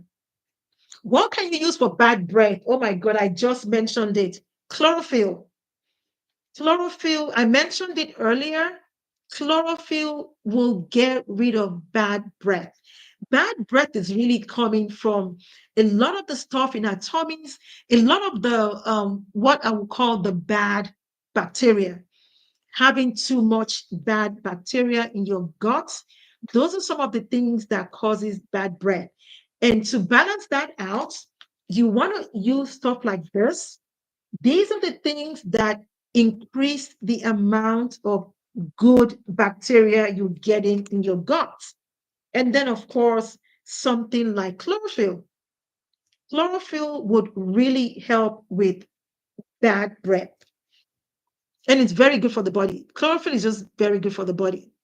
So, what herb is good for your heart? I've mentioned it before. Hawthorn berries. Hawthorn berries is good for the heart.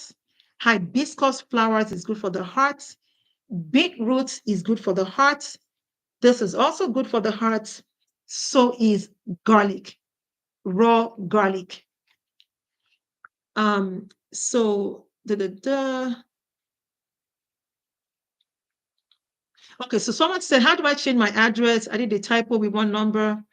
Oh my God. Maybe send me a DM. Maybe send me a DM and we can help you fix that. And also in your DM, put your order number. So we'll know what order, to reference. Cholesterol and blood pressure. If you guys have watched any of my YouTube videos or my TikTok videos, I have remedies for cholesterol on there. I have like, if I tell you these are sure banger, like proven remedies, none of my family members take cholesterol medicines. It's just not needed. All those statins and stuff, please, you don't need all those. Yeah. So those are on my YouTube page and my TikTok page. How to prevent cancer reoccurrence. This is what we've been talking about. Soursop, that's why we're here. That's how you prevent this coming back. That's why we're here. Soursop leaves and a whole bunch of other stuff. That's what's going to help you prevent it from coming back. Do I have the same name on all platforms? Yes, I do. Yes, I do. My name is Organic Pharmacist across all platforms. YouTube, Instagram, TikTok, the same, Organic Pharmacist. What can one use for epilepsy? So, depending on the stage of epilepsy and how bad it is that person having grand mal seizures or are they just, relatively light epilepsy? One of the best herbs out there for epilepsy and seizures would be skull cap. However, because epilepsy is a very complex problem because the brain is very complex. I mean, the brain is one of the most complex things on earth. So epilepsy is complex, but skull cap, let me put it in the chat. Skull cap is good for epilepsy. Skull cap actually reduces seizures. And skull cap is also very good for sleeping, very good for relaxing and stuff like that. Does soursop tea or fruit cleanse lung infection? If you want to clean lung infection, you really want this to be your friend. Bitter kola nuts. And of course, when we're talking about infections, you're looking at something like Biden spilosa, or you're looking for raw garlic. I keep telling you, garlic is a medication. Garlic is extremely high in antibacterial properties. So when you're talking about lung infection, this one and garlic. Can one how what one can detox from chemo? Okay, I don't understand that question. What one can detox from chemo? Okay, I guess maybe the person is just asking how to detox from chemo and radiation. When you're talking about detoxing, dried bitter leaves, soursop, burdock roots, because burdock root is very good for your liver, and your liver is one of your detox organs. It helps to, detox the body. So burdock roots, bladderwrack, milk thistle, nettles, those are all the things, dandelions, those are all the things you want to use for detoxing the from chemo. Is black seed oil good for cancer? Yo, black seed oil is good for every freaking thing under the sun. So black seed oil is good for everything. It's like one of those all-purpose things you want to talk about. How do I order these things? www.yourorganicpharmacies.com. What's good for asthma for a 6-year-old child? Okay, for a 6-year-old child, I don't think a 6-year-old child is going to want this. So you're going to have to find a way to make this in smaller portions in a liquid form and maybe mask it with honey. So maybe blend one. Well, first of all, we need to understand that even an adult cannot take one of this. This is huge. An adult cannot and should not start with taking one of these things. So an adult will start with one quarter of a nut. You want to cut this nut into 4 pieces, 4 parts. So for a child, you can blend up the whole nut, but then you need to know that whatever you get from blending the whole nut is going to be so many days of, dose for that child. And then you're going to get a little bit out of it, and you can mix it with raw honey just to encourage.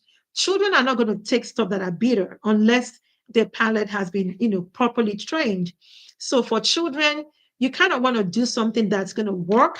So if it's too bitter, they won't take it. So you can put natural honey, you can put raw honey, and you can also put stuff like cinnamon and just kind of try to mask the taste. But that's what's going to be good for a 6-year-old with asthma. Okay, so someone said, do you make bitter cola tea or you eat it? No, you don't make a tea. You're going to eat it like this. Bitter cola nuts, you're going to eat it like this. You're going to cut it up into 4 parts and you're going to chew it. Adults are going to chew one quarter of a nut this big. So this is about the size that I take. I don't know if you guys can see this.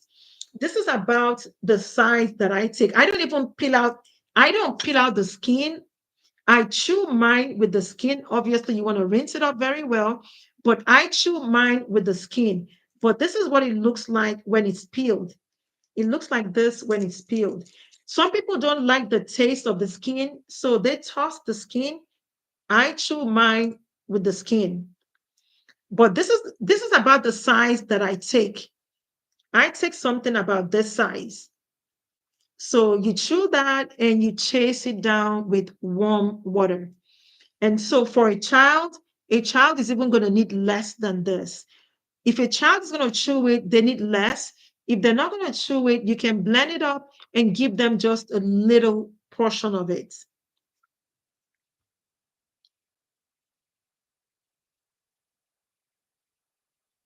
Yes, the child is going to take it multiple times in a day, maybe like twice a day. Um, Once a day may not be enough, but you can start off with once a day. and then gradually increase it to twice a day, no more than 3 times a day.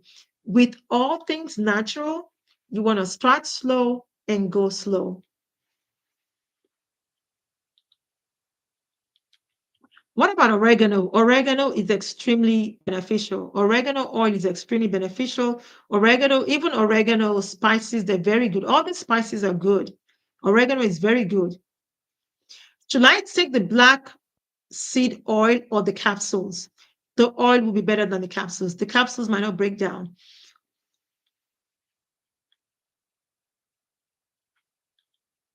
Um, where do I get the tiger nuts for low libido? The tiger nuts is on my website. The tiger nut is on my website, www.yourorganicpharmacies.com. So I think I've answered a whole bunch of questions today. I need to get off this live. I have been here for 3 hours, y'all. So I need to get off. This is going to be recorded. It's going to be archived on my YouTube channel. It's going to be on my Instagram, and also it's going to be on Facebook. Unfortunately, it is going to be a long one for people that are going to be watching it after the live. But I think I've answered a ton of questions. I can be reached on my website, www.yourorganicpharmacist.com. For those of you that want that are looking for coaching or consulting, or that are looking for my services because you have, really, just really difficult issues, I can also be reached on my website, or you can reach me by email, info@yourorganicpharmacist.com.